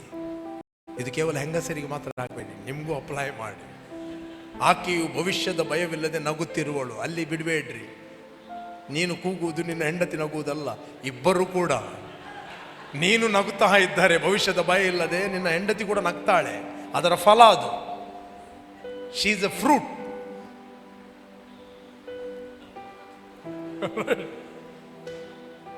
ನೀನು ನಗ್ತಾ ಇರುವುದು, ಹೆಂಡತಿ ಭವಿಷ್ಯದ ಭಯ ಇಲ್ಲದೆ ನಗುತ್ತಿರ್ತಾಳ?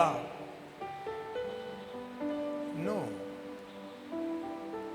ಅವರಿಗೆ ವಿಪತ್ಕಾಲದಲ್ಲಿ ಆಶಾಭಂಗವಾಗುವುದಿಲ್ಲ, ಬರಗಾಲದಲ್ಲಿ ಅವರಿಗೆ ಕೊರತೆ ಇಲ್ಲ. ನೆಕ್ಸ್ಟ್, ದುಷ್ಟರು ನಾಶವಾಗಿ ಹೋಗೋರು, ಯೆಹೋವನ ವೈರಿಗಳು ಹುಲ್ಲುಗಾವಲುಗಳ ಸೊಗಸಿನಂತಿದ್ದು ಮಾಯವಾಗೋರು, ಅವರ ಹಬೆಯಂತೆ ತೂರಿ ಅಡಗಿ ಹೋಗುವರು.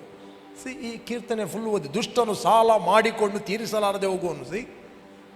ಅಂದರೆ ದೇವರನ್ನು ಅಲಕ್ಷ್ಯ ಮಾಡುವನು, ಸಾಲ ಮಾಡಿಕೊಂಡು ತೀರಿಸಲಾರದೆ ಹೋಗುವನು. ನೀತಿವಂತನು ಪರೋಪಕಾರಿಯಾಗಿ ಧರ್ಮ ಕೊಡುವನು, ಯಾವಾಗಲೂ ಕೊಡುವ ವ್ಯಕ್ತಿ ಆಗಿರುತ್ತಾನೆ. ಯಾವಾಗಲೂ ಇತರಿಗೆ ಹೆಲ್ಪ್ ಮಾಡುವ ವ್ಯಕ್ತಿ ಇರ್ತಾನೆ.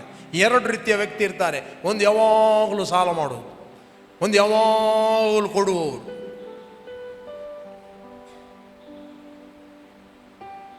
ಅದಕ್ಕೆ ಅವರು ಹಲ್ಲು ಕಡಿತಾರೆ.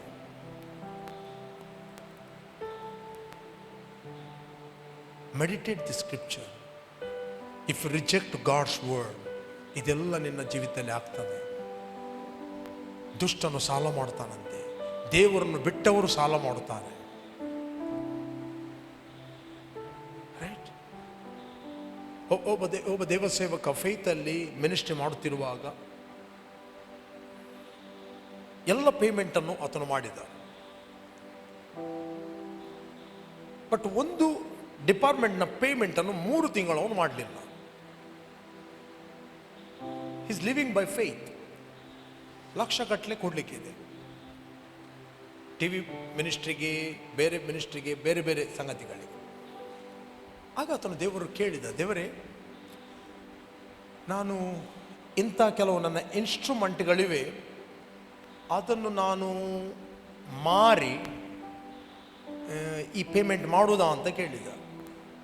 ಅದಕ್ಕೆ ದೇವರಿಗೆ ಕೇಳಿದರು, ಓಕೆ, ಇವತ್ತು ಅದನ್ನು ಮಾರ್ತಿ, ನಾಳೆ ಎಂಥದ್ದು ಮಾರ್ತಿ ಅಂತ ಕೇಳಿದರು. ಅರ್ಥ ಆಗ್ತದಾ? ಹಲೋ, ಇವತ್ತು ಇದನ್ನು ಮಾರ್ತಿ, ನಾಳೆ ಎಂಥದ್ದು ಮಾರ್ತಿ?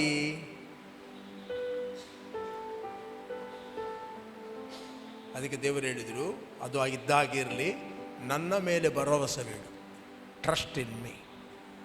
ನೀನು ಈ ವಿಷಯದಲ್ಲಿ ಚಿಂತೆ ಮಾಡ್ತಾ ಇದ್ದೆ, ಅದಕ್ಕೋಸ್ಕರ ಅದು ಹೋಲ್ಡ್ ಆಗಿದೆ.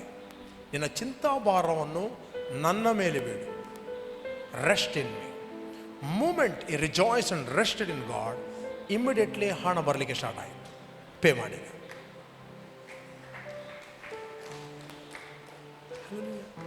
ನಮಗೆ ಪಕ್ಕ ಕಾಣೋದೇನು ಗೊತ್ತುಂಟ? ಮುತ್ತೊಟ್ಟು ಫೈನಾನ್ಸ್ ಅಥವಾ ಇನ್ನೇನಾದರೂ. Only word of God in your spirit will give you rest. Rest. When you rest, then God will work. ಅದಕ್ಕೆ ದುಷ್ಟ ಅಂದರೆ ದೇವರನ್ನು ಅಲಕ್ಷ್ಯ ಮಾಡುವವನು, ದುಷ್ಟ ಅಂದರೆ ದೇವರ ಮೇಲೆ ಭರವಸೆ ಇಲ್ಲದವನು, ಸಾಲ ಮಾಡಿಕೊಂಡು ತೀರಿಸಲಾರದೆ ಹೋಗುವನು. ನೀತಿವಂತನು ಅಂದರೆ ದೇವರ ಮೇಲೆ ಭರವಸೆ ಇಡುವನು, ಪರೋಪಕಾರಿಯಾಗಿ ಧರ್ಮ ಕೊಡುವನು. ಯಾವಾಗಲೂ ಅವನ ಕೈ ಇನ್ನೊಬ್ಬರಿಗೆ ಉಪಕಾರ ಮಾಡೋ ಕೈ ಆಗಿರ್ತದೆ. ಯಾವಾಗಲೂ ಅವನು ಹೀಗೆ ಇರ್ತಾನೆ, ಕೈ ಹೀಗೆ ಇರ್ತದೆ, ಅವನ ಕೈ ಹೀಗೆ ಇರುವುದಿಲ್ಲ. 3 ರೀತಿಯ ಕೈಗಳಿವೆ, ಗೊತ್ತಾ ನಿಮಗೆ? ಒಂದು ಹೀಗೆ, ಒಂದು ಹೀಗೆ, ಮತ್ತೊಂದು ಹೀಗೆ ಹೀಗೆ ಕೈ ಭಯಂಕರ ಡೇಂಜರ್. ಹೀಗೆ ನನಗೆ ಅವನದು ₹1 ಬೇಡ, ನನ್ನದು ಒಂದು ಪುಡಿ ಕಾಸು ನಾನು ಕೊಡುವುದಿಲ್ಲ. ಹೀಗೆ ಯಾವಾಗ ಈ ಕೆಲವು ಕಡೆಯಲ್ಲಿ ಕೋತಿಗಳನ್ನು ಹಿಡಿಲಿಕ್ಕೆ ಕೋತಿಗೆ ಮಂಗನಿಗೆ ತುಂಬ ಇಷ್ಟ ಯಾವುದು ಗೊತ್ತುಂಟ? ಕಡಲೆ ಬೀಜ. ಒಂದು ಚೆಂಬು ಅದರ ಕಂಠ ಹೀಗಿರ್ತದೆ, ಅದರಲ್ಲಿ ಕಡಲೆ ಹಾಕುವುದು ಮತ್ತು ಆ ಚೆಂಬನ್ನು ಒಳ್ಳೆ ಮಾಡಿ ಸಂಕಲೆಯಲ್ಲಿ ಕಟ್ಟಿ ಲಾಕ್ ಮಾಡೋದು. ಇದು ಏನು ಮಾಡ್ತದೆ ಅಂತ ಹೇಳಿದ್ರೆ, ಕಡಲೆ ತೆಗೀಲಿಕ್ಕೆ ಕೈ ಹಾಕ್ತದೆ. ಕೈ ಹಾಕಿದ ನಂತರ ಏನಾಗ್ತದೆ? ಮುಷ್ಟಿ ಯಜಮಾನ ಯಾರಾದ್ರೂ ಬಂತದ್ದು ಬೇಗ ಓಡುವಂತ ಹೇಳಿ ಕೈ ತೆಗೀಲಿಕ್ಕೆ ಬರುವುದಿಲ್ಲ. ಅರ್ಥ ಆಗ್ತದ? ಒದ್ದಾಡ್ತದೆ, ಏನಿಲ್ಲ, ಕೈ ಹೀಗೆ ಮಾಡಿದ್ರೆ ಸಹಿ, ಹೀಗೆ ಮಾಡಿದರೆ ಬಿಟ್ಟರೆ ಸಹಿ, ಫ್ರೀ. ಮಂಗನಿಗೆ ಬಿಡ್ಲಿಕ್ಕೆ ಗೊತ್ತಿಲ್ಲ, ಸಿಕ್ಕಿದ್ದು ನಾನು ಬಿಡುವುದೇ ಇಲ್ಲ ಅಂತ. ಇವತ್ತ ವಿಶ್ವಾಸಿಗಳು ಹಾಗೆಯೇ ಅನೇಕ ಬಂಧನದಲ್ಲಿದ್ದಾರೆ. ಹೀಗೆ ಕೈ ಹಿಡಿದು ಮೂಮೆಂಟ್ ಅವರು ಬಿಟ್ಟಾಗ ಫ್ರೀ ಆಗ್ತಾರೆ ಅನೇಕ ಸಂಗತಿಗಳಲ್ಲಿ. ಕೆಲವರು ಗಟ್ಟಿ ಮುಷ್ಟಿ ಹಿಡಿಲಿಕ್ಕೆ ಕಲಿಸಿದ್ದಾರೆ. ಬಿಟ್ರೆ ಅವರಿಗೆ ಲಾಭ ಅಂತ, ಬಿಟ್ರೆ ನಿನಗೆ ಲಾಭ, ನೀನು ಬದುಕುತ್ತಿ. ಧರ್ಮವು ಮೃತ್ಯು ವಿಮೋಚಕ ಅಂತ ಬೈಬಲ್ ಹೇಳ್ತದೆ. ಮೃತ್ಯು ವಿಮೋಚಕ. ಇರಲಿ, ದುಷ್ಟನು ಸಾಲ ಮಾಡಿಕೊಂಡು ತೀರಿಸಲಾರದೆ ಹೋಗುವ ನೀತಿವಂತನು ಪರೋಪಕಾರಿಯಾಗಿ ಧರ್ಮ ಕೊಡುವ. ನೆಕ್ಸ್ಟ್ ಕಮಾನ್. ಯೆಹೋವನ ಆಶೀರ್ವಾದವು ಯಾರಿಗಿರುವುದೋ ಅವರು ದೇಶವನ್ನು ಅನುಭವಿಸುವರು, ಆತನ ಶಾಪವು ಯಾರಿಗಿರುವುದೋ ಅವರು ತೆಗೆದು ಹಾಕಲ್ಪಡುವರು. ನೆಕ್ಸ್ಟ್, ಸತ್ಪುರುಷನ ಗತಿಸ್ಥಾಪನೆಯು ಅಂದರೆ step up good man are order by the Lord and he delights in his way. ಸತ್ಪುರುಷನ ಗತಿಸ್ಥಾಪನೆಯು ಯೆಹೋವನಿಂದಲೇ ಆಗಿದೆ, ಆತನು ಅವನ ಪ್ರವರ್ತನೆಯನ್ನು ಮೆಚ್ಚುತ್ತಾನೆ. ನಿಮ್ಗೆ ಗೊತ್ತಾ, ನೀವು ಯಾವಾಗ ದೇವರ ಚಿತ್ತಕ್ಕೆ, ದೇವರ ಉದ್ದೇಶಕ್ಕೆ 100% ಕೊಡುತ್ತೀರಿ, ನಿಮ್ಮ ಪರ್ಸನಲ್ ಏನು ಅಜೆಂಡಾ ಇಲ್ಲದೆ, ಸ್ಪಿರಿಚುವಲ್ ವರ್ಲ್ಡಲ್ಲಿ ನಿಮ್ಮ ಸ್ಟೆಪ್ಗಳು ನೇಮಿಸಲ್ಪಟ್ಟಿದೆ. ಗತಿ ಅಂದರೆ ಪ್ಲ್ಯಾನ್ಡ್. ಏನು ದೇವರು ನಿನಗೆ ಮಾರ್ಗ ಇಟ್ಟಿದ್ದಾನೆ, ಪ್ಲ್ಯಾನ್ ಇಟ್ಟಿದ್ದಾನೆ ಸ್ಪಿರಿಚುವಲ್ ವರ್ಲ್ಡಲ್ಲಿ, ಅಲ್ಲಿ ನಿನ್ನ ಹೆಜ್ಜೆಗಳು ನೇಮಿಸಲ್ಪಡುತ್ತವೆ. You will be in the right time, right place for the right purpose. Maybe natural ನಿನಗೆ ಅನಿಸ್ಬೋದು, I am in wrong place, wrong time, wrong purpose. But ನಿನ್ನ ಹೆಜ್ಜೆಗಳು ದೇವರಿಂದ ನೇಮಿಸಲ್ಪಟ್ಟಿದೆ. ನೀನು ಸರಿಯಾದ ಸಮಯದಲ್ಲಿ, ಸರಿಯಾದ ಸ್ಥಳದಲ್ಲಿ, ಸರಿಯಾದ ಉದ್ದೇಶಕ್ಕೋಸ್ಕರ ನೀನು ಇರುತ್ತಿ. When you love God's word, ನೀನು ಜೀವದ ಮಾರ್ಗದಲ್ಲಿ ಇರುತ್ತಿ. ನೀನು ಮರಣ ಮತ್ತು ರೋಗದ ಮಾರ್ಗದಲ್ಲಿ ಇರುವುದಿಲ್ಲ, ಸಾಲ ಮತ್ತು ಕೊರತೆಯ ಮಾರ್ಗದಲ್ಲಿ ಇರುವುದಿಲ್ಲ, ನೀನು ಸಮೃದ್ಧಿಯ ಮಾರ್ಗದಲ್ಲಿ ಇರುತ್ತಿ. There is a spiritual road.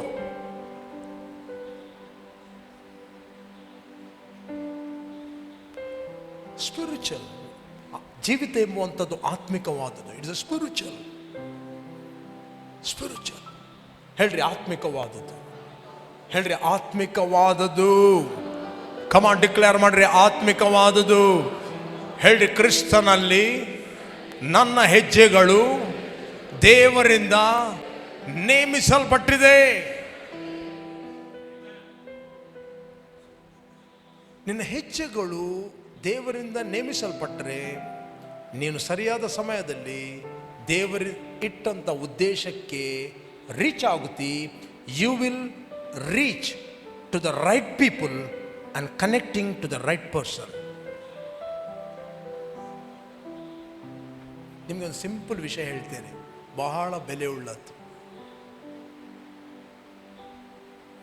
ನೀವು ಯಾರ್ಯಾರಿಗೆ ಏನೋ ಸಲ್ಲಿಸ್ತೀರಿ ಅಲ್ವಾ, ಎಷ್ಟು ಇಂಪಾರ್ಟೆಂಟ್ ಅಂತ ಹೇಳ್ತೇನೆ. ನವಮಿ ಬಗ್ಗೆ ನೀವು ಓದಿದ್ದೀರಾ? ನವಮಿ ಮತ್ತು ರೂತ್. ನವಮಿ 2 ಗಂಡು ಮಕ್ಕಳು ಸತ್ತು ಹೋದರು. ಬಟ್ ರೂತಲ್ಲಿದ್ದಳು, ರೈಟ್, ಮತ್ತು ಇನ್ನೊಬ್ಬಳಿದ್ದಳು. ಅತ್ತೆ ಒಳ್ಳೆ ಕೌನ್ಸಿಲ್ ಕೊಡ್ತಾನೆ, ನೋಡಪ್ಪ ನನ್ನ 2 ಗಂಡು ಮಕ್ಕಳು ಸತ್ತು ಹೋಗಿದ್ದಾರೆ, ನಿಮಗೆ ಮದುವೆ ಮಾಡಿಕೊಡ್ಲಿಕ್ಕೆ ನನ್ನ ಹತ್ರ ಇನ್ನೂ ಗಂಡು ಮಕ್ಕಳಿಲ್ಲ, ನೀವು ನಿಮ್ಮ ಮನೆಗೆ ಹಿಂತಿರುಗಿ ಹೋಗಿ, ನೀವು ಬೇಕಾದನ್ನು ಮದುವೆ ಮಾಡಿ ಅತ್ತೆ ಹೇಳಿದಳು, ಕೌನ್ಸಿಲ್ ಕೊಟ್ಟರು. ಒಬ್ಬಳು ಹಗ್ಗು ಮಾಡಿದಳು, ಅತ್ತೆಗೆ ಕಿಸ್ ಕೊಟ್ಲು, ವಂಡರ್ಫುಲ್ ಅತ್ತೆ ಅಂತ ಹೇಳಿದಳು, ಬಾಬಾಯ್ ಅತ್ತೆ ಅಂತ ಹೇಳಿ ಹೋದಳು. ಇನ್ನೊಬ್ಬಳು ಹೇಳಿದಳು, ನೀನು ನನ್ನ ಅತ್ತೆ, ನಾನು ನಿನ್ನನ್ನು ಬಿಟ್ಟು ಹೋಗುವುದಿಲ್ಲ, ನಿನ್ನ ದೇವರೇ ನನ್ನ ದೇವರೇ, ನಿನ್ನ ಜನರೇ ನನ್ನ ಜನ. ಆಕೆ ಅತ್ತೆಯನ್ನು ಹಾನರ್ ಮಾಡಿದಳು, ಅತ್ತೆಯೊಟ್ಟಿಗೆ ಹೋದಳು. ಆಕೆಯ ಹೃದಯದಲ್ಲಿ ಯಾವ ಇಂಟೆನ್ಷನ್ ಇಲ್ಲ, ಬಟ್ ಆಕೆಯ ಸ್ಟೆಪ್ಪುಗಳು ಫ್ಯೂಚರ್ನ ರೈಟ್ ಮಾರ್ಗಕ್ಕೆ ಆರ್ಡೇನ್ ಆಗಿದ್ದವು. ಆಕೆ ನವಮಿಯ ಒಬ್ಬ ಸಂಬಂಧಿಕನಾದ ಬೋವಾಜ್ನಿಗೆ ಕನೆಕ್ಟ್ ಆಗ್ತಾಳೆ. ಆಕೆ ಯಾವ ಉದ್ದೇಶ ಅಲ್ಲ, ಅವನು ಕನೆಕ್ಟ್ ಆಗಬೇಕು, ಅವನು ಮದುವೆ ಆಗಬೇಕಂತಲ್ಲ, ಬಟ್ ಧನವಂತನಾಗಿದ್ದವು, he was a rich person. ಆಕೆ ಅವನೊಟ್ಟಿಗೆ ಮದುವೆ ಆಗ್ತಾಳೆ. ನೆಕ್ಸ್ಟ್ ಗೊತ್ತಾ, ಆಕೆ ದಾವಿದನ ಪಿಜ್ಜಿ.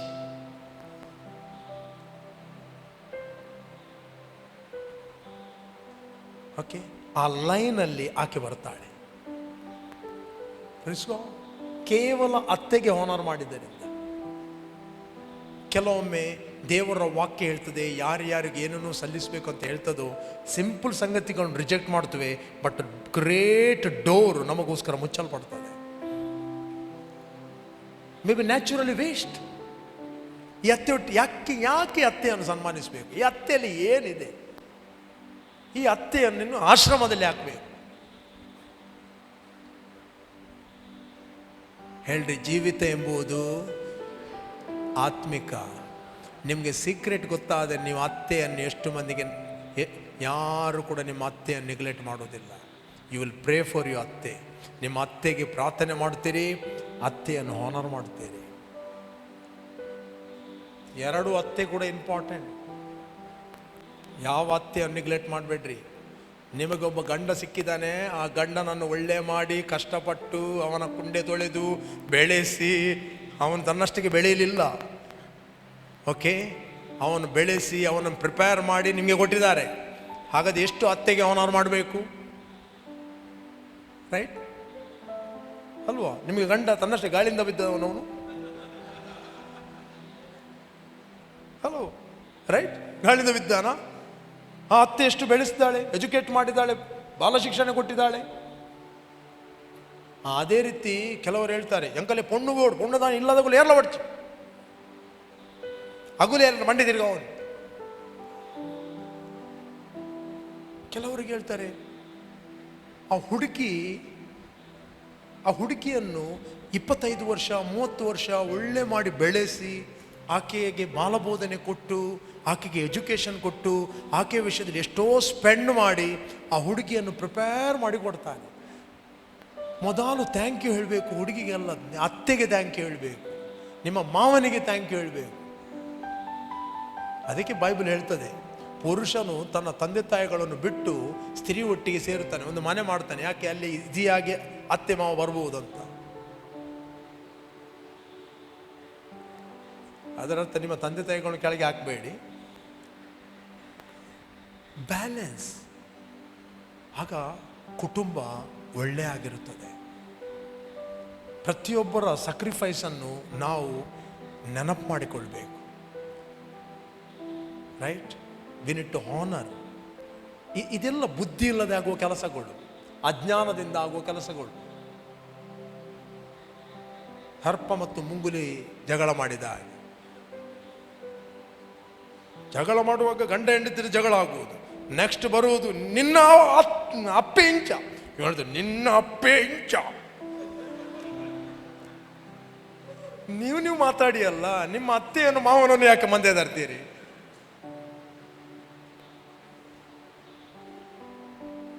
ಜಗಳ ಪ್ರಾರಂಭವಾಗುವುದು ಎಲ್ಲಿ?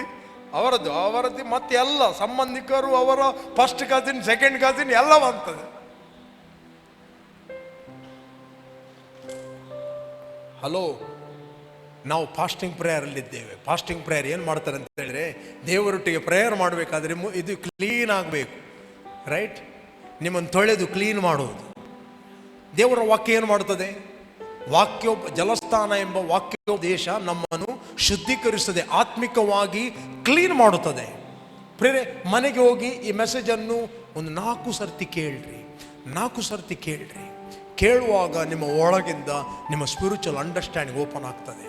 I am not here to condemn anyone. ನಿಮ್ಮನ್ನು ಕಂಡೇಮ್ ಮಾಡುವುದಿಲ್ಲ, ನಿಮಗೆ ನಾನು ಹೆಲ್ಪ್ ಮಾಡ್ತಾ ಇದ್ದೇನೆ. ನಿಮ್ಮ ಹೆಜ್ಜೆಗಳು ದೇವರಿನಿಂದ ನೇಮಿಸಲ್ಪಟ್ಟಿದೆ. ಸತ್ಪುರುಷನ ಗತಿ ಸ್ಥಾಪನೆಯು ಯೆಹೋವನಿಂದ ನೇಮಿಸಲ್ಪಟ್ಟಿದೆ. If you love God's word, ಇವರೆಲ್ಲರೂ ನೀವು ಪ್ರೀತಿ ಮಾಡ್ತೀರಿ. ಯೇಸು ಸ್ವಾಮಿ ಒಂದು ಮಾತು ಹೇಳಿದ, ರೈಟ್? ನೀವು ನನ್ನನ್ನು ಪ್ರೀತಿ ಮಾಡುವುದಾದರೆ ನನ್ನ ಮಾತುಗಳನ್ನೆಲ್ಲ ಕೈಗೊಂಡು ನಡೆಯುತ್ತೀರಿ. ಎಷ್ಟು ಮಂದಿ ಯೇಸುವನ್ನು ಪ್ರೀತಿ ಮಾಡುತ್ತೀರಿ?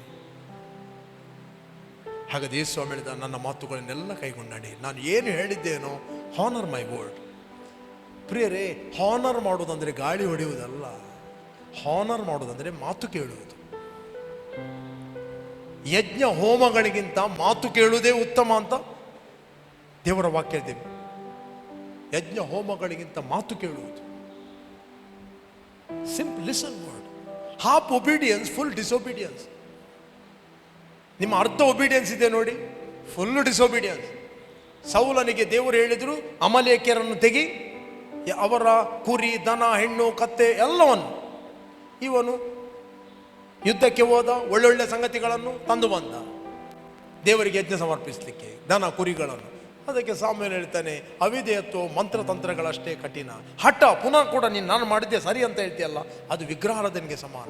ಎರಡರಲ್ಲಿ ಕೆಲಸ ಮಾಡೋದು ದುರಾತ್ಮಗಳು. ಹೇಗೆ ಅವರ ಮನೆಯನ್ನು ದುರಾತ್ಮಗಳು ಬಿಟ್ಟು ಹೋಗುವುದು?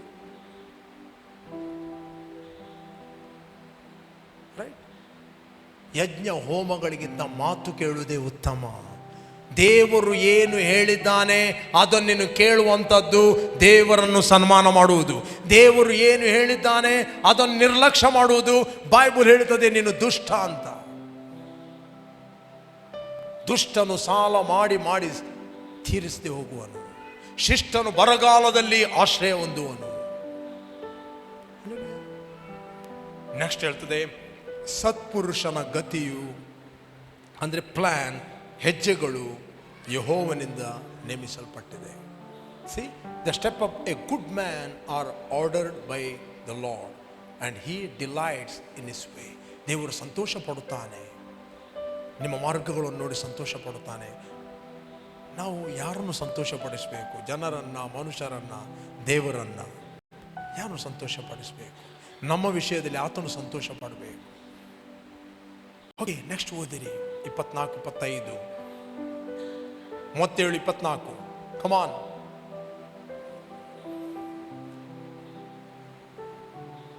ಬನ್ನಿ. ಹಲೋ. ಓಕೆ. ಅವನು ಕೆಳಗೆ ಬಿದ್ದರು. ಯಾರು? ಅವನು ಕೆಳಗೆ ಬಿದ್ದರು, ಏಳದೆ ಹೋಗುವುದಿಲ್ಲ. ಯೆಹೋವನು ಅವನನ್ನು ಕೈ ಹಿಡಿದು ಉದ್ಧಾರ ಮಾಡುವನು. ಒಂದು ವೇಳೆ ಅವನು ಲಾಸ್ ಆದಾಗೆ ಕಾಣಬಹುದು, ಒಂದು ವೇಳೆ ಅವನು ಫೈಲ್ ಆದಾಗೆ ಕಾಣಬಹುದು. ಎಲ್ಲರೂ ಕ್ರಿಟಿಸೈಸ್ ಮಾಡುವ, ಬಾರಿ ದೇವರ ಪಣ ಇತ್ತ, ಇನ್ನೇನು ಆತನು ಅಣ್ಣ ದೇವರ ಅಂತ ಹೇಳ್ತಾ ಇದ್ದಿ, ಈಗ ಏನಾಗಿದೆ? ನೋ, ಬೈಬಲ್ ಅವನು ಕೆಳಗೆ ಬಿದ್ದರು, ಏಳದೆ ಹೋಗುವುದಿಲ್ಲ. ಯೆಹೋವನು ಅವನನ್ನು ಕೈ ಹಿಡಿದು ಉದ್ಧಾರ ಮಾಡುವನು. ಇವತ್ತು ನಿನಗೆಲ್ಲ ಡೋರ್ಗಳು ಬಂದಾದಾಗ ಕಾಣಬಹುದು, ಎಲ್ಲ ಮುಚ್ಚಲ್ಪಟ್ಟ ಕಾಣಬಹುದು, ಬಟ್ ದೇವರು ನಿನ್ನನ್ನು ತಕ್ಕ ಕಾಲದಲ್ಲಿ ಮೇಲಕ್ಕೆತ್ತುತ್ತಾನೆ. ನೆಕ್ಸ್ಟ್, ಇದೆಲ್ಲ ಫೇತಲ್ಲಿ ಆಗುವ ಕೆಲಸಗಳು. ನಾನು ಬಾಲಕನಾಗಿದ್ದೇನು, ಈಗ ದಾವೀದನು ತನ್ನ ಅನುಭವ ಹೇಳ್ತಾನೆ, ನಾನು ಬಾಲಕನಾಗಿದ್ದೇನು, ಈಗ ವೃದ್ಧನಾಗಿದ್ದೇನೆ. ಈವರೆಗೂ ದೇವರ ವಾಕ್ಯವನ್ನು ಪ್ರೀತಿಸುವ ವ್ಯಕ್ತಿ, ನೀತಿವಂತನು ದಿಕ್ಕಿಲ್ಲದೆ ಬಿದ್ದಿರುವುದನ್ನಾಗಲಿ, ಅವನ ಸಂತತಿಯವರು ಭಿಕ್ಷೆ ಬೇಡು ತಿನ್ನುವುದನ್ನಾಗಲಿ ನೋಡಲೇ ಇಲ್ಲ. ಏನ್ ಹೇಳ್ತಾನೆ? ನಾನು ಬಾಲಕನಾಗಿದ್ದೆ, ಈಗ ವೃದ್ಧನಾಗಿದ್ದೇನೆ. ಈವರೆಗೂ ನೀತಿವಂತನು, ದೇವರನ್ನು ಪ್ರೀತಿಸುವ ವ್ಯಕ್ತಿ, ದೇವರ ವಾಕ್ಯವನ್ನು ಪ್ರೀತಿಸುವ ವ್ಯಕ್ತಿ, ದಿಕ್ಕಿಲ್ಲದೆ ಬಿದ್ದಿರುವುದನ್ನಾಗಲಿ, ಅವನ ಸಂತತಿಯವರು ಭಿಕ್ಷೆ ಬೇಡು ತಿನ್ನುವುದನ್ನಾಗಲಿ ನಾನು ನೋಡಲೇ ಇಲ್ಲ. ನೀವು ಮಾತ್ರ ಆಶೀರ್ವಾದವಾಗುವುದಲ್ಲ, ನಿಮ್ಮ ಮಕ್ಕಳು ಕೂಡ ಆಶೀರ್ವಾದವಾಗ್ತಾರೆ, ನಿಮ್ಮ ಸಂತತಿ ಆಶೀರ್ವಾದವಾಗ್ತದೆ, ನಿಮ್ಮ ಮೊಮ್ಮಕ್ಕಳು ಆಶೀರ್ವಾದವಾಗ್ತಾರೆ. Your generation will be blessed. ನೀವು ಮಾತ್ರ ಅಲ್ಲ, ನಿಮಗೆ ಯಾರೆಲ್ಲ ಕನೆಕ್ಟ್ ಆಗುತ್ತಾರೆ ಅವರೆಲ್ಲರೂ ಬ್ಲೆಸ್ ಆಗಿರುತ್ತಾರೆ. Not only you. ಯೋಸೇಫನಿಗೆ ಯಜಮಾನ ಕನೆಕ್ಟ್ ಆಗಿದೆ, ಯೋಸೇಫನ ನಿಮಿತ್ತ ಅವನು ಬ್ಲೆಸ್ ಆದ.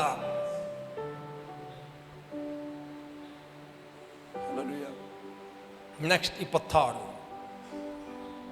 ಅವನು ಯಾವಾಗಲೂ ಧರ್ಮಿಷ್ಠನಾಗಿ ಹಣ ಸಹಾಯ ಮಾಡುತ್ತಾನೆ, ಅವನ ಸಂತತಿಯವರು ಆಶೀರ್ವಾದ ಹೊಂದಿರುವರು.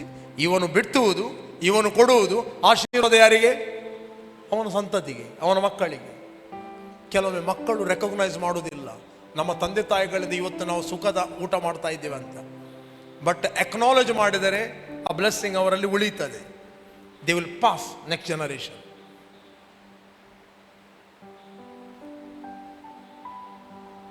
ಕೆಲವೊಮ್ಮೆ ಫಸ್ಟ್ ಜನರೇಷನ್ ಏನು ಮಾಡ್ತಾ ಅಂದರೆ ದೇವರ ವಾಕ್ಯ ನಂಬ್ತದೆ, ಇದು ಈ ಜನರೇಷನ್ಗೆ ಗೊತ್ತೇ ಇಲ್ಲ. ನೆಕ್ಸ್ಟ್ ಜನರೇಷನ್ಗೆ ಅವರು ಬ್ಲೆಸ್ ಆಗಿದ್ದಾರೆ, ಬಟ್ ನೆಕ್ಸ್ಟ್ ಅವರು ಕಾಪಾಡಬೇಕಾದ್ರೆ they must love God's word. ಅವನು ಯಾವಾಗಲೂ ಧರ್ಮಿಷ್ಠನಾಗಿ ಹಣ ಸಹಾಯವನ್ನು ಮಾಡುತ್ತಾನೆ. ಅವನು ಸಾಲದರಿದಿಲ್ಲ, ಕೊರತೆ ಇಲ್ಲದೆ ಯಾವಾಗಲೂ ಅವನ ಹತ್ರ ಸಹಾಯ ಮಾಡಲಿಕ್ಕೆ ಇರ್ತದೆ. ಅವನ ಸಂತತಿಯವರು ಆಶೀರ್ವಾದ ಹೊಂದುವರು. ಹೇಳಿ, ನನ್ನ ಸಂತತಿಯವರು ಆಶೀರ್ವಾದ ಹೊಂದುವರು. ನಾನು ಯಾವಾಗಲೂ ಕಮನಲ್ಲಿ ಡಿಕ್ಲೇರ್ ಮಾಡಿ, ನಾನು ಯಾವಾಗಲೂ ಕ್ರಿಸ್ತನಲ್ಲಿ ಹಣ ಸಹಾಯ ಮಾಡುತ್ತೇನೆ. ಯಾಪಡ್ ಪೂಜಾ ಒಬ್ಬ ಕೇಂದ್ರ ಬತ್ತಿನ ಅಣ್ಣ ಇಲ್ಲಿ ಕೇಳ್ರಿ, ಅದರಷ್ಟ ನಿನ್ನನ್ನು ಆ ಪೊಸಿಷನಲ್ಲಿ ಆತನ ಇಡ್ತಾನಂತ ಭಯ ಪಡಬೇಡ್ರಿ. ದೇವರು ನಿನ್ನಿಂದ ಕದ್ದುಕೊಂಡು ಹೋಗುವುದಿಲ್ಲ. ಓಕೆ, ನೆಕ್ಸ್ಟ್ ಕಮಾನ್. ಈ ಕೀರ್ತನೆ, ಕೆಟ್ಟದಕ್ಕೆ ಹೋಗದೆ ಒಳ್ಳೆಯದನ್ನು ಮಾಡು, ಮಾರ್ಗ ತಪ್ಪಬೇಡ. ಪುನಃ, ಆಗ ನೀನು ಯಾವಾಗಲೂ ದೇಶದಲ್ಲಿ ವಾಸವಾಗಿರುವಿ. ಇಲ್ಲಾದ್ರೆ ಆಧಾರ್ ಕಾರ್ಡ್ ಇಲ್ಲ, ವೋಟರ್ ಐಡಿ ಇಲ್ಲ ಅಂತ ಬಾಂಗ್ಲಾದೇಶ ಹೋಗ್ತಾ ಹೆದರ್ಬೇಡ್ರಿ.